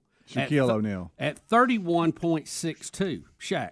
31.62, so he was in the obese category. Also, the fourth fattest player in the league, Glenn Davis, checks in at 30.97. Most teams averaged in the 25s. But the Clippers, thanks to the fire plug, Craig Smith, checked in at a disgustingly low 26.8. So where do we need to be on the BMI? Between 18 and 24, I think 18 and 24. It's not good news for me. Yeah, like how tall? Most people are not. How tall are you, Hams? 6 foot. I think I've shrunk an inch. I think I'm 5'11". Yeah. Well, see, they would want you to weigh like 155. Oh, come on. Yeah, according to this, it's 180. That's still low. And then once it gets 190 is the next one, and then where I'm at is the next one, between 200 and 210. What would they list you as at your height? What do you mean list me at? Like, would they call you overweight? I don't know, because they don't have what it would do. Yeah, they would call me overweight. Yeah, because I'm in that 27 to 28 range. Do you remember when we would go and work out and they measure our fat? Check our fat. You talking about? I mean, first of all, it was uncomfortable. It was very uncomfortable. They just second of all, it was very convicting. Looked at me and said, "Over 30, move on to the next." But yeah, you walk in there thinking, "Okay, I gotta go on." Check and then that. You're like, pinches wow. an inch. But the story that we're talking about today really is not talking about that. It's just that's a byproduct of what it is. It's saying that if you are obese and that you are carrying around weight, even though you exercise, even though you move around, if you're still just eating whatever you want to eat and keeping the weight off, the exercise is not going to help what it's going to do to you as far as metabolically. Yeah, metabolically, it's still your health is still in danger. Yeah, because you're at higher risk for things. I mean, I wouldn't say danger, but higher risk. But I mean, is that some big way? Didn't we all kind of know that? Yeah, we did. Big revelation. Yeah, it's it's tough, and the older you get, the harder it is to carry it around. And we can speak to that. Yeah, but it's but it doesn't mean. I mean, if you are trying to do better, that's a good thing. You know what I mean? That doesn't mean you give up. No. Yeah, they're saying trying to do better. Anything you do that's better is better than doing nothing. And we've all said you can out-eat your workout. No question. And that's I do that often. They're talking about that is exactly what they're talking about. And I do that often. Yeah, and me too. I'm the poster child of that. MHOs. Matter of fact, I do things better so I can eat more. Yeah. That's really why I'm doing it. Good point. If we're going to be honest about it. Yeah. Got a big meal coming up. I'm going to run a couple miles. That's what I've got to stop. Or I got a physical coming up. They're going to do my blood work, and I go run before it. Or that. Yeah. As we look at Greg. Yeah. Or that. Greg, got a dentist appointment. I'm brushing my teeth all of a sudden. I'm flossing like crazy. I'm a flossing madman. Top of the hour. If you leave us, have a great weekend. You got more Rick and Bubba. We'll be right back.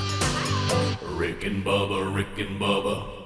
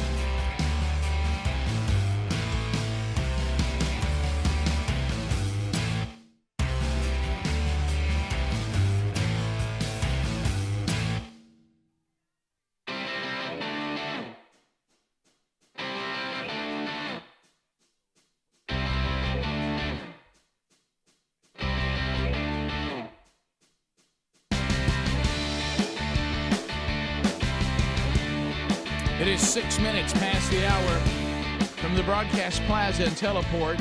Speedy, the real Greg Burgess, Helmsy, Eddie Van Adler, all here.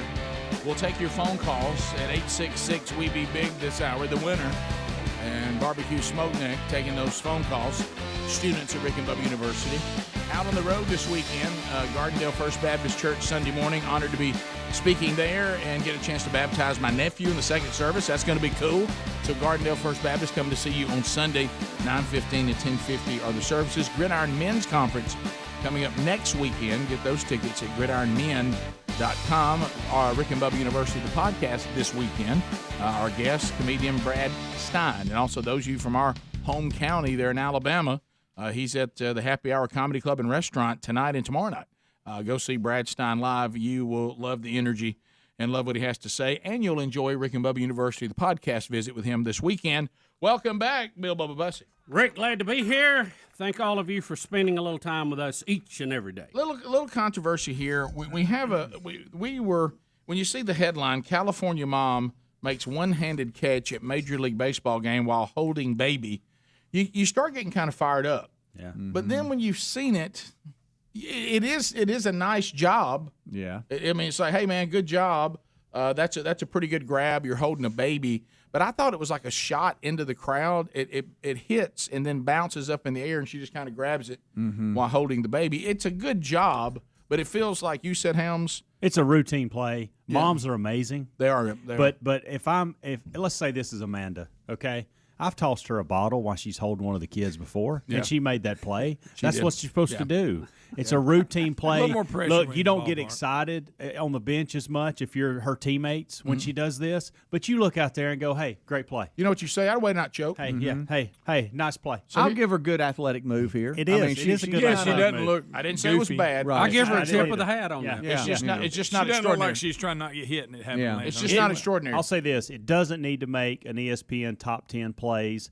It may. I don't even know Oh, if it that's absolutely running, will. They but put it some up shouldn't. It shouldn't be that. See, it's but bad- it's a good play. Right. It's not even. It's No, it's Well, hit she- the it's she hit the went up and got rafters. it. It's Now bounced maybe once or twice. It's almost like a toss. She went up and Exactly. got it, though. It's almost like a toss. She- She her had to athletic outjump some move people. was really good. She outjumped a woman Good in a feet. Padres jersey. Good Yeah, but she's feet, got a good baby in balance. her hand. Yeah. Good What if the feet, baby good balance. What if the baby would have caught it? But guys, it's a play that she is supposed to make. That's a play that a mama's supposed to make. That's right. Bottom line. Mm-hmm. Look at that right there. I mean, so, with being off balance like that, some might have gone over the the seat in front It of her. was So an to hold her it was balance an was good, athletic but- move to be Yeah, able to pull It that was. off. It was. I'll give her the tip of the I think hat. we'll Good land. play. We'll Oh yeah, land I there. go. You know Good what? play, throw it around. You know what? What I'm saying is. Over to third. What I'm saying is Run the horn. there's the difference between. Hey man, good job then. Oh my gosh! Right. Oh my gosh! Did you see that? Right. Well, I mean, guys, I mean, we it's have not one of those. Rick. I mean, we it's- have on record for men or women catching a line drive, 400-foot line drive, and not spilling their beer and making a play, and catching it in the air. Yeah. That's impressive. Now that's a top 10. Yeah. It's a routine play. Moms are amazing. Well done. You did what you were supposed to do. Let's move on to the That's next right. one. Most That's all people this probably would have covered the baby instead of getting up in the mix for the ball. Yeah, yeah. You know, Yeah. and I love her baby- effort. and In a all lot of- fairness, the baby was secure. And then a lot of the Yeah. people. Here's what I like though. You know when people zero in and they just lose all control of what's around them, that nobody mowed through her and she fumbled. Now the that baby, is fortunate. Going for the ball. You really should be thinking, oh my gosh, to those people. Yeah, the people who showed restraint around her really deserve. Now, I'll that. say this because we're detailing this, and I know we can't show it to the audience because MLB is ridiculous in regards to They their can eat it. copyrights. But there's a lady standing next to her that goes for it, and she's holding a sandwich, and she doesn't give any effort at all. She covers the See, sandwich. I look at that and Yeah. go, "What are you doing? You're holding a sandwich." Well, it's a Go- sandwich, I mean, in I all know. fairness. You paid some of the prices at the ballpark. That's right. Yeah, thank you, Greg. Spilling my sandwich. Yeah. All right, so then we get this other one. She's got the baby dip upside down. It's a good job. Yeah. Please watch the So guy good. with a beer behind her celebrate. Look at me. He didn't spill his beer. That's good. Good for Yeah. them.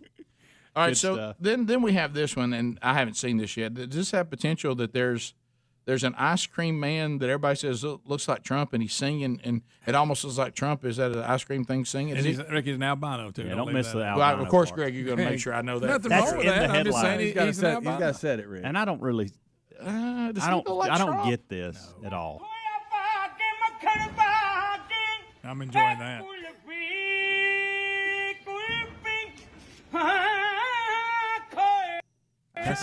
Rick. I'm not so sure the video just doesn't stand alone, whether he looks like Right. Trump or not. Thank you. I mean, Where do y'all think he looks I like think, Trump? I think he That's looks what the more. story says. Rick, I think he looks more like Edgar Winter. Yeah. Thank you, Greg.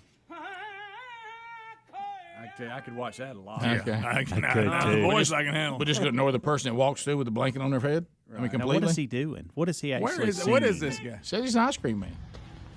I don't really see the Trump deal tied in. I don't either. Looks just like him. He kind of looks like Last I checked, Trump wasn't an albino. Greg, he really kind of looks like a villain in a Christmas He special. does, Or something. Rick. Yeah. He did because the suit he's wearing. He's got the snow on him. He looks like Mr. Winter. Or whatever All it is. right, Greg. Heat Miser's brother. What was he? I was going with Jack Frost.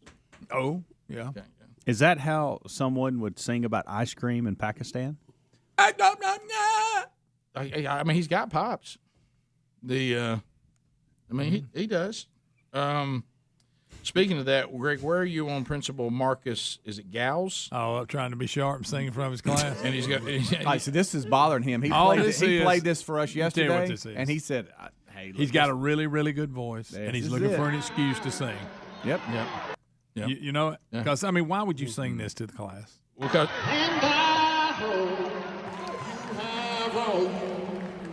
Dreamed of, and I wish you joy.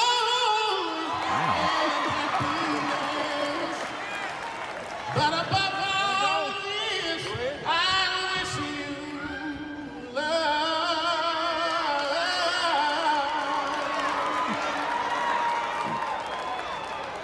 And I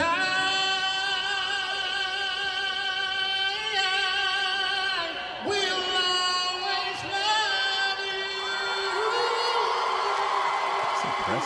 you. now he can sing. Principal, Yeah. Principal can sing. Nobody Look, said he can I couldn't just tell you where we That's- are that's in this raw, country? too, right there. it Yeah, is. and I'm not. This isn't breaking news. First now he's got to do it every year. Right. That's what I was finna But say. things like I got a this, crowd I things gotta show like the everybody mom like this. catching the softball, the news is so horrific every day. When we just have little glimpses of, Just hey, something that's else. kind of cool, Yeah. whatever. It makes a headline because it's, you know what I mean? It's just not every day now. But isn't it true? As long as he's principal, He's going to do it if you're the graduating class next year, don't you expect Are it? you You singing do. again? Are you singing again? Well, Rick, what if- what's how come you he just- going to sing then? How come you didn't sing to us? If I gotta could sing follow like it up. that, I'd sing every day. I know. I wish you would. There's a reason I can't sing like this because that's all I do is sing. Was there anybody in the crowd that this caught them off guard, like didn't know that he could sing? Probably parents. Probably. And was Because like, you know he oh. sung What do you around think school. about him and the albino ice cream guy on tour? Oh, no, that's not bad.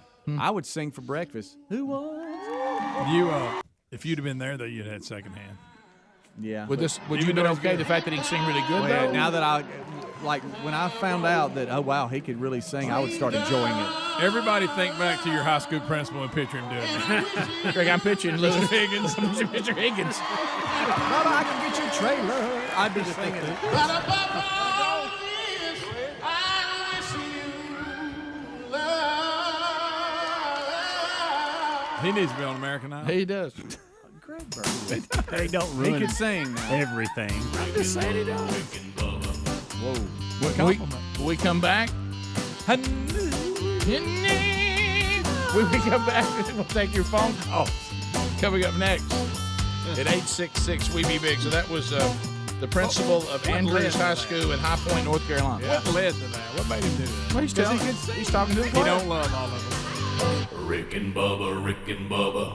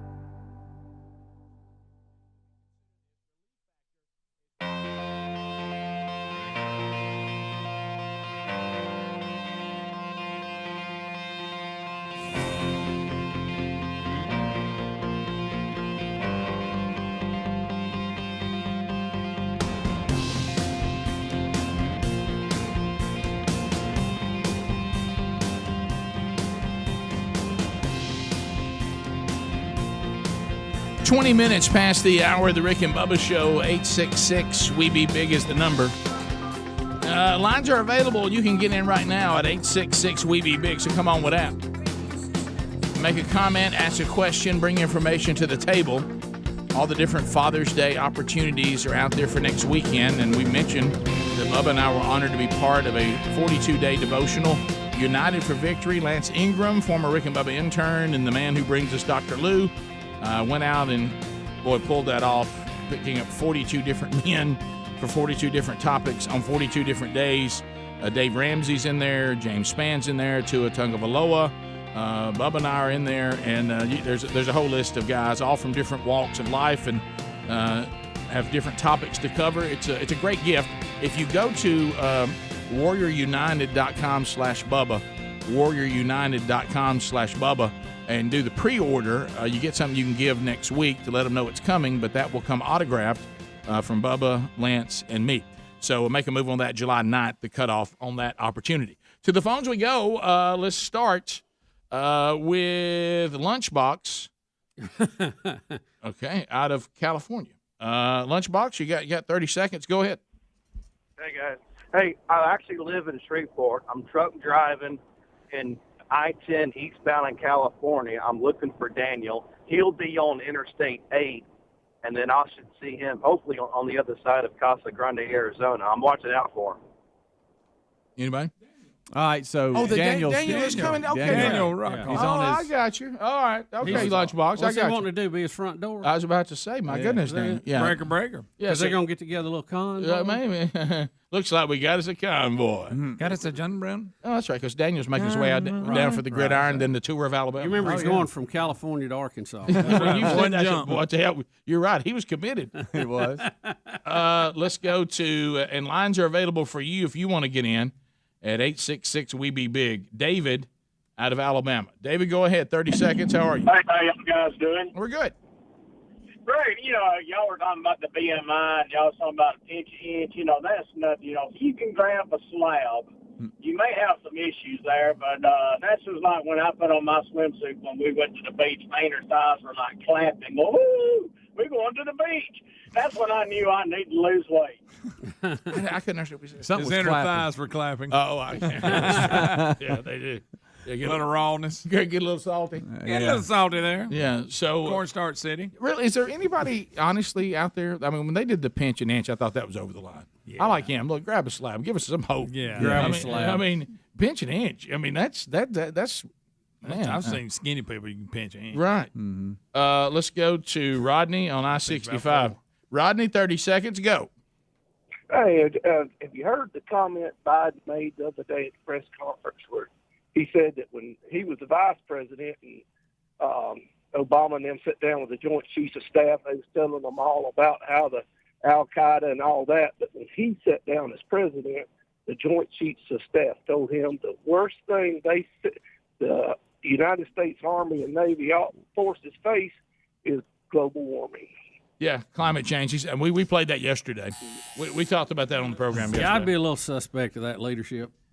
Sounds like they said what you told them to say. Yeah, I'm not sure that really took place. Do you, Bubba? No, that's one of those things. I'm not at all. Because remember, Biden's trying to get this big spending budget through that he can't get through now. He can't even get all the Democrats to go with it. So it's strange to me now that all these people are coming out of the woodwork. Hey, our biggest thing is global warming. Yeah, I don't really think that happened. I don't think generals study that quite that much. Probably more on troop movement, dictatorships, social political events, and I'm sure there's some of that, but I doubt that's leading the cause. Yeah, didn't he back off the paying off college and the corporate tax? That's kind of disappeared, hasn't it? Yeah. Well, I don't think that was said. Remember, we've already know that Biden makes up stories. I mean, we know that. We know that, Joey. Or he'll use somebody else's story. We know that. Right. Hey, Joey. Let's go to... They love each other. Amadeus is back. Oh. Amadeus, that's 2 in one day. Are you back? I am back, yes, sir. Well, go ahead, buddy. Is there really such thing as a true Biden supporter, or is it just Trump haters? I would think Trump. I think you're more likely to find a Trump hater than a true Biden supporter. Tolerate Biden. They tolerate Biden, but they're just really saying, "Look, we can all see We all see it, from the great "You're turning into your parents" when the guy goes by with, with the Yeah. blue hair. Look, we all see it. Rick, those commercials Yeah. on me. The best ones on the market right now. And even the ones I've seen several times, like the ones with the signs that are reading their signs, no cussing, no fussing. He just grabs it and throws it in the. No, that's good stuff. Throws it in a can. No, and she's so proud of it. No cussing, no. What was that guy the other day? I was like looking at something on Instagram. Was I hashtagging? That's when he grabs his head. He's like, I like little things like one of them has an iPad trying to record it. Just holding it up. You don't know him. You don't know him. But anyway, You don't have to know his name. You You have to know the waitress. Okay, first of all, the waiter and waitress doesn't have to know your name. But now, really, Stop. He's trying to help somebody back up. Stop. So hey, who else reads books about submarines? My dad. I heard Don Keith didn't think that was funny at all. Don Keith didn't laugh at that one, did he? But anyway, you're right. But Amadeus, you are correct. You find Trump haters. There's no real. I think Biden is awesome. They just say I like that Biden and Harris aren't Trump. That's really it. I think there's a lot more of that. Let's go to Sierra, Birmingham, Alabama, 104.7 WZZK. Sierra, go ahead. Hey, y'all touched on this before, but I wanted to reiterate, women, we have it good. I don't know why women say they don't have equal rights or what women that say that, but on the Golden Girls one time I heard Blanche, she went on a date with a man and he had been widowed, and he read a new magazine that said women want to be treated as your equal. Well, he had her pay for all her food, this, that, and the other. They got home and he said, well, I'm sorry about this. Because she was really upset, and she said, he said, I thought you wanted to be treated as my equal. And she said, no, I don't want to be treated as your equal. I want to be treated a lot better than you. That's exactly right. Talking about the great Blanche Devereaux. Yeah. I love Golden Girls. It's funny. Funny show. I ran into it a couple times because of my parents, my mom especially. But funny. Bubba loves it. I do love Bubba Golden still Girls. watches it. I do. We still watch it. Let's go to Misty and Madison, listening to 100.3 The River. Misty, go ahead. Better than some of the other crap out there. You love this. Yes, sir. I wanted to see what y'all's view was. I was listening to the radio yesterday, and they have come out with a new vaccine for dementia patients.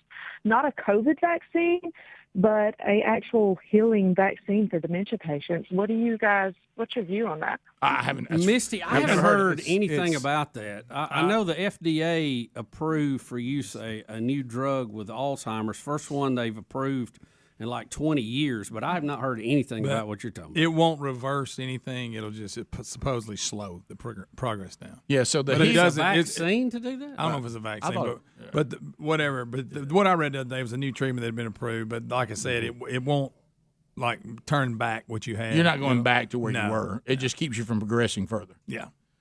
So, that's at least that's something. Yeah, I mean, it's all about the artery walls. We've heard of hardening of the arteries, and that brings on a lot of that. But to Jameson, it's like a hose pipe left out in the sun; it gets fragile. Sure does. Jameson in Montgomery, I-92 WLWI. Jameson, go ahead.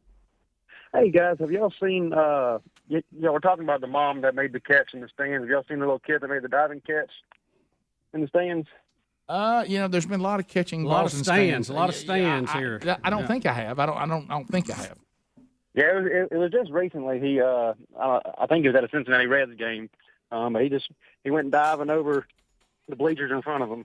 I may have seen that one. I've seen so many. It's possible that I've seen that one. I still think the one-handed grab of the line shot's the best one I've seen recently. I mean, that was a catch. And that was a guy, he was holding the cold one, wasn't he? Yeah, he was. And didn't even spill it. Took him a pop off. Yeah, he did. Well, if you catch it, you've earned a pop. Yeah. Bottom of the hour. We'll be right back. Rick and Bubba, Rick and Bubba.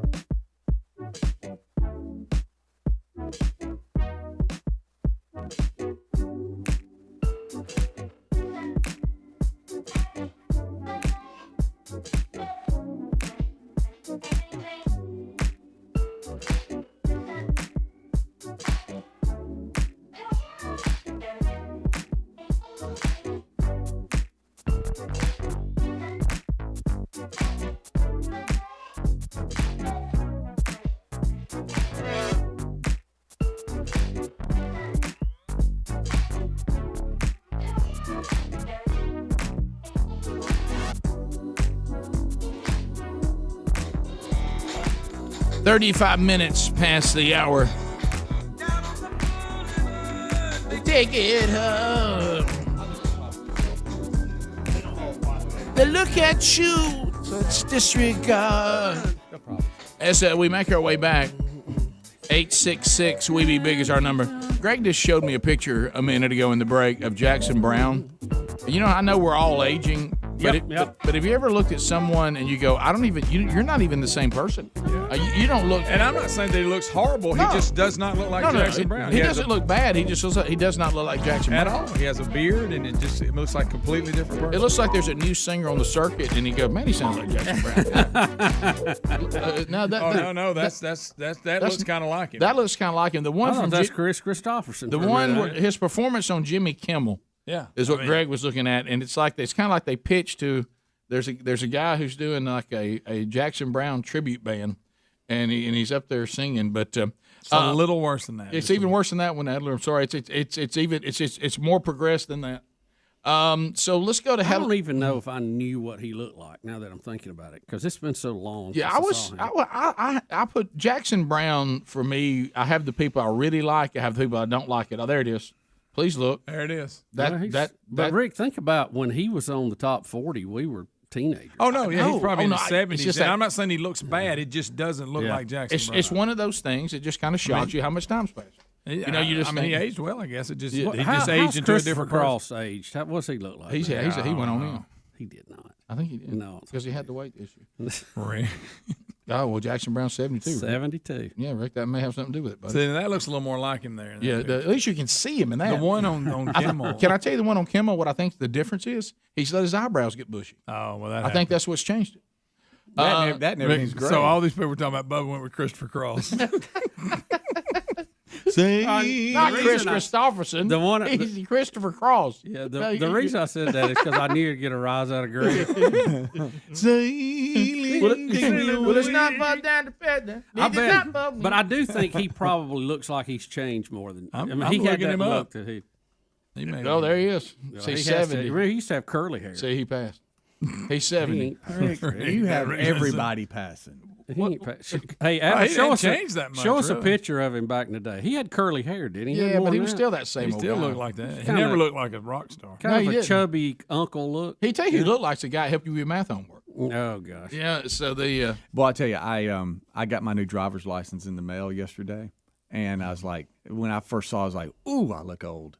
And I got to put it up against the other one. Oh man! And I'm like, man, it's just a lot of. I mean, I know I don't have any hair. hair. Bubba when he had it going on. But boy, yeah, I remember he had curly hair. A lot of gray. Basically, he was Jack Black. A lot of gray.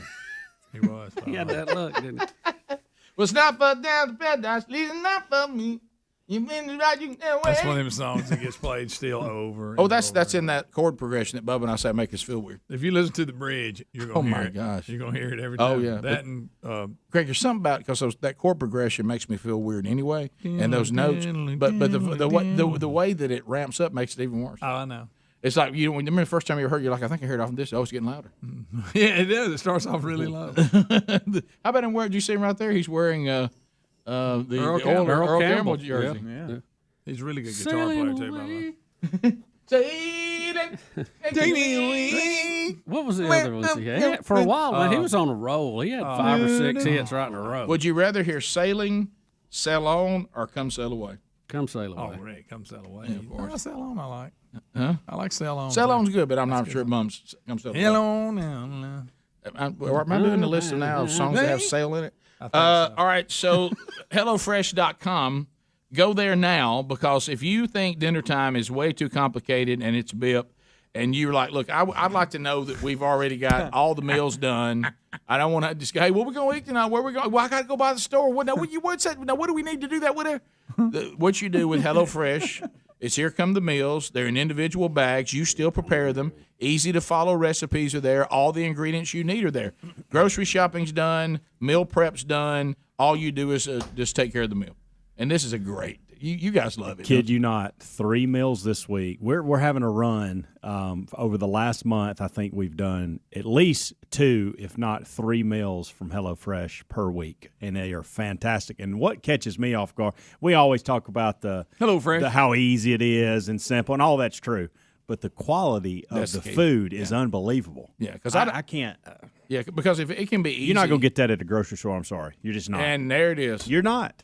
So there it is. It's also a good way to teach your kids how to cook too, because they've already set everything up for you. So we're going to get you 12 free meals for free and free shipping if it's your first time to order from HelloFresh.com using that promo code Bubba. So knock yourself out. HelloFresh.com, promo code Bubba, or RickandBubba.com under the sponsors button.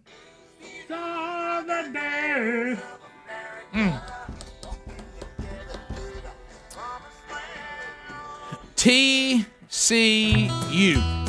In the bizarre world we live in, Horned frogs. And sadly, the word Christian. Sadly, the word Christian is in this university name. Horny toads. Texas Christian University. Bubba, they have announced they will get rid of the term freshman. Well, it's so offensive. Why? Guys. Why is that such a? Well, it's not gender inclusive enough. It's not inclusive, pal. It's got men, and Freshman. Neither is sophomore, but whatever. Yeah, neither is junior. Sophomore. What does it I matter? hate to say woman has man in it too. It does. So I don't know what we're going to do with that one. So going forward, are you ready for this? Look, this is how they're changing the world. Greg, this is how they're changing the world. Not advancing the gospel of Jesus Christ, which is in their name. What they're going to do is be sure that everybody feels more gender inclusive. Well, thank you for that, TCU. I think it was holding so many people It back. really was, Greg. Everybody's life just changed because right. now students at TCU, to change the world, if you have 24 or fewer credit hours, you will now be known as, wait for it, a first-year student. Oh, well, boy. Rick, you know what? Thank goodness that happened. Boy, a lot of great things. Where did the term freshman come from anyway? We were merely freshmen. I know, but where did that come from? I guess What's the history of that? I'm new. I'm Sophomore. fresh. What's that? Junior? Wow. So, where did any of them come from? Sophomore? Senior? What does that mean? Well, I mean, how did we get that to call a first-year student to begin with? Yeah, and then second-year sophomore. Yeah. Where do those two come from? Junior, you can kind of see because you're almost a senior. You got that. But this sophomore and freshman. Junior, what's senior, that? you kind of see, but I don't really say that.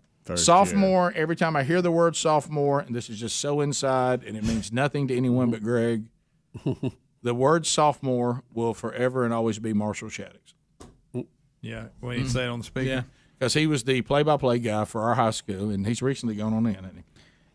Here in the last few years. No, seriously. Sophomore, it means it's the second year of an endeavor. So, and even in music, like a lot of people would call their second Sophomore album album. But sophomore jinx, they call it. So A lot of times it there you go. tanked. Yeah. So that's why they. But use the that. word sophomore itself, yeah, compound word combine the wisdom of sophistes with Okay, Greek just word look, moros, you're out of meaning control. foolish. Thank You're you, out of Greg. control. All right, I got freshman All right, for Bubba, you, go. too. You do freshman. The Then word I'll do Marshall freshman, Shaddix and sophomore. or as you would break it down, fresh man dates back to the 1550s. In the past, it was used to describe a newcomer or novice. The term is a compound of fresh, meaning inexperienced, and man. It is used to denote a first-year student at a university or other endeavors back to the 16th century. Not gender inclusive enough. So TCU has, even though that's probably talking about mankind, but still, it's. So there you go. TCU has taken care of that. That's another total waste of airtime and paper. And they're not the first, too, by the way. Penn State's already doing this, North Carolina. Boy, they're and changing the others. world. Yeah. How stupid. I was going to tell all of you, you're stupid. If you change that's these a things, stupid thing to do. If you're going to change these things just for the sake of changing, shouldn't it make Penn life State better stupid. somewhere? North Carolina stupid. TCU stupid. Yeah. And anybody else who did it stupid. I got sophomore. Latin, meaning a clever but false argument. Students that are in their second year think they know a lot, although they really don't. Okay. When Marshall Shaddix was the play-by-play man for the Yellow Jackets, Sophomore. that's what he would say.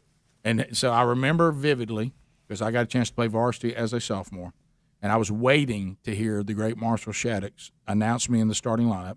Couldn't wait. Wasn't paying attention in pregame. Had no idea what the coaches were saying. All I was listening for was that PA speak. and then all of a sudden he's going, now I'm going to announce the starting defensive lineup. At tackle, number 75, a 6'2", 100, and believe it or not, 88-pound sophomore. He would say sophomore. Sophomore. And I remember going, that's awesome. Marshall Shaddix just said I was playing. I was 188 pounds. I remember they announced that. How about that? And 6'1". Wow. Sophomore. Sophomore. Yeah. Of course, I would balloon to about 240 before I graduated. But And haven't looked back. Right. And taking up a radio show, needing to add the weight, went to 280. Right.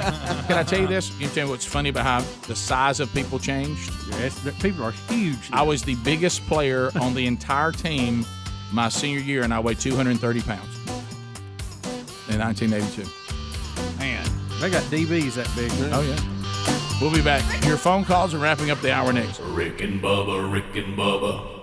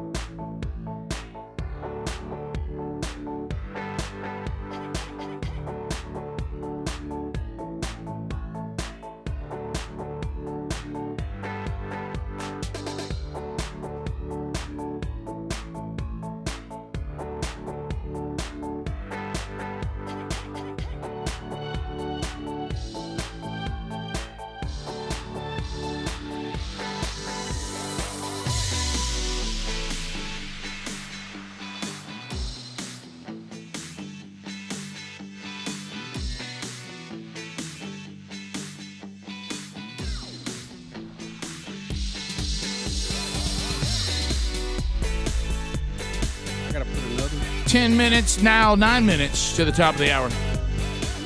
Rick and Bubba Show, we're back. Ruthless, sing it. Tell me you're ruthless too. And there's blood on the streets in Baltimore. Maybe I was born in the wrong skin, but them sheep rolling in.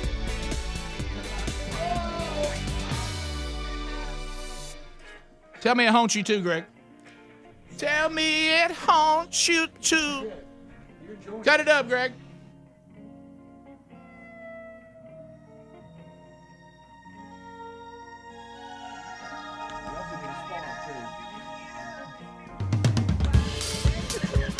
All right, so phone call standing by. And remember this weekend, Rick and Bubba University, the podcast.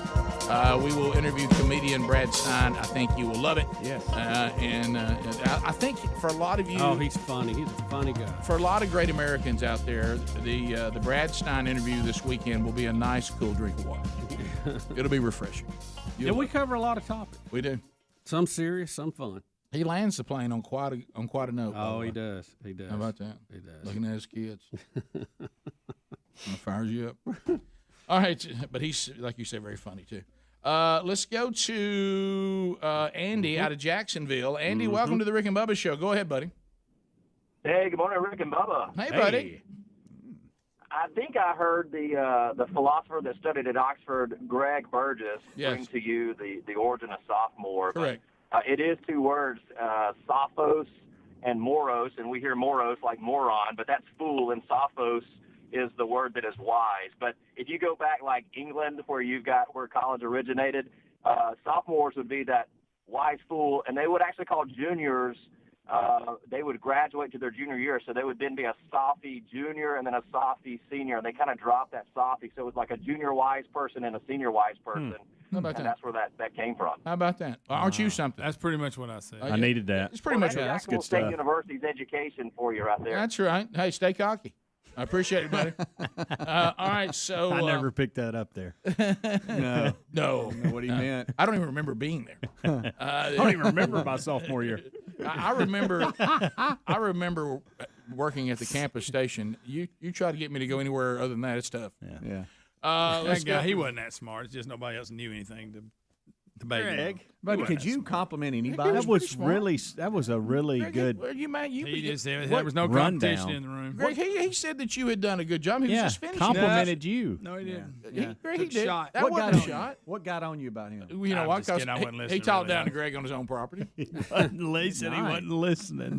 Greg, you can't get mad about something you didn't even hear. Well, I kind of heard it. I think he took a shot at me earlier. Oh, did he not? Okay, I'll take that back. I think he took a shot at me. I think he did too, bro. Tammy and T-Town. Tammy, how you doing? Hey guys, I'm good. How about y'all? Good. Hey guys. Listen, the word woman, are we going to have to get rid of that because it has man in it Yes. also? Yes. Yep. Yes. And they're getting rid of all the What are we women. going to call us? You know, If you use female, that's got male in it. I know. There's all What are kinds you of gonna call problems. I don't know what we're going to call women. Chicks. I really don't. Greg says chicks. How you like chicks? Broads. Where did all that come from? No, don't do that. no. Don't say that, Greg. I don't know why that hit me so That's your question. Just now, it's just so When unexpected. you were younger, could you get him to do anything?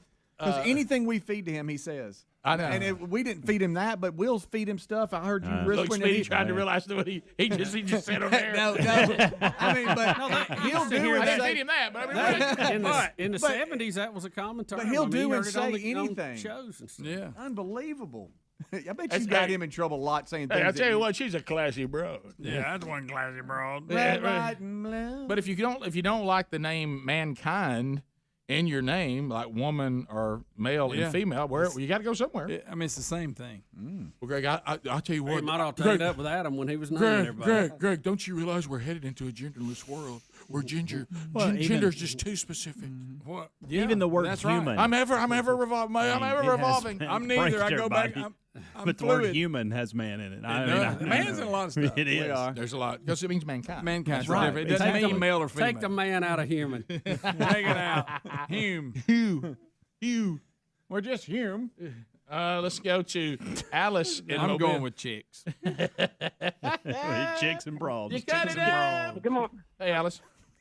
Hey, the Biden administration is pushing vaccine on young people, and colleges are requiring it. But Israel began vaccinating young people in January, and they're having a lot of heart inflammation and myocarditis in young men, like 25 times the rate that it would normally be seen.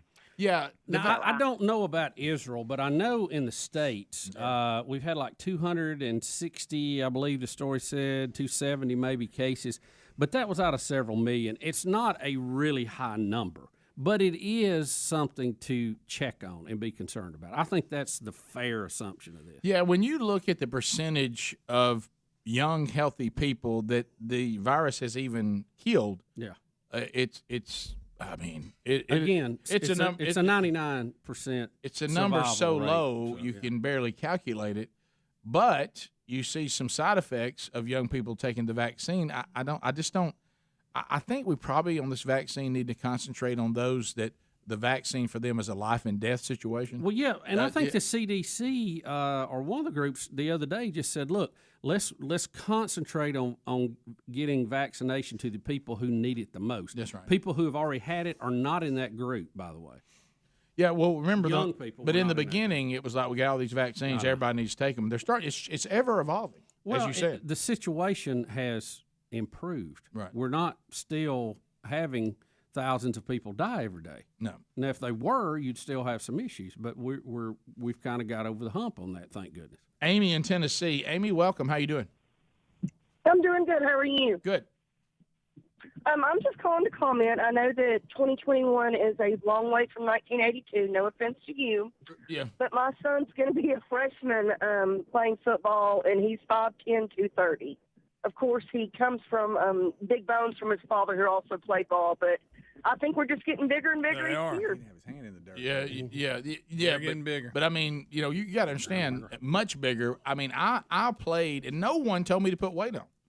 I was brought in to play defensive line in 1983. No one said I had a weight issue, and I was like at 250. Yeah. I mean, nowadays, that's a linebacker. They would be like, you can't, man, you ain't skilled enough to weigh 250. What? I thought that's when I got my hand in the dirt.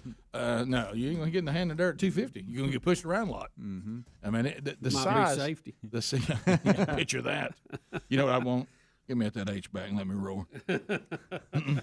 I used to drive. Give you a little inside reverse every now and then. I drove my dad crazy by saying, "Give me the ball. You're not utilizing me like you should on offense." He's like, "You think I should be throwing the ball to you?" I said, "Absolutely." Come on, tight end over the middle. Give me the mail. Look at these hands. Let me block all game, and when the play of the game's on the line, dump it over to me for a touchdown. Look, I'll break the plane. Well, that's another day, another hour, and for some of you, another week of Rick and Bubba, all wrapped up, and there's a bow on it. Thanks for being with us. Stay with us at Rick and Bubba, spell out the word and.com. Go there and find out how you can get all the Rick and Bubba content. Gardendale First Baptist Church, see you guys on Sunday, Lord willing. Everybody else, we'll catch you back on the Rick and Bubba show next week, or if you have more Rick and Bubba, we'll be right back. Rick and Bubba, Rick and Bubba. Hey, thank you for watching Rick and Bubba live on our YouTube channel. We're here live every Monday through Friday. Be sure to subscribe and hit the little bell for notifications. Rick and Bubba, Rick and Bubba. Ooh, it brings me to my knees. Rick and Bubba, I can't start another Rick and Bubba, day without him, brother. Rick and Bubba, Ooh, there is no other Rick and Bubba, waking on their blubber. Rick and Bubba, Gonna be a big star. Rick and Bubba, Fat will get you very far. Rick and Bubba, Rick and Bubba to the high. Rick and Bubba, Rick and Bubba. All right, here we go, guys. Closed circuit feed coming down.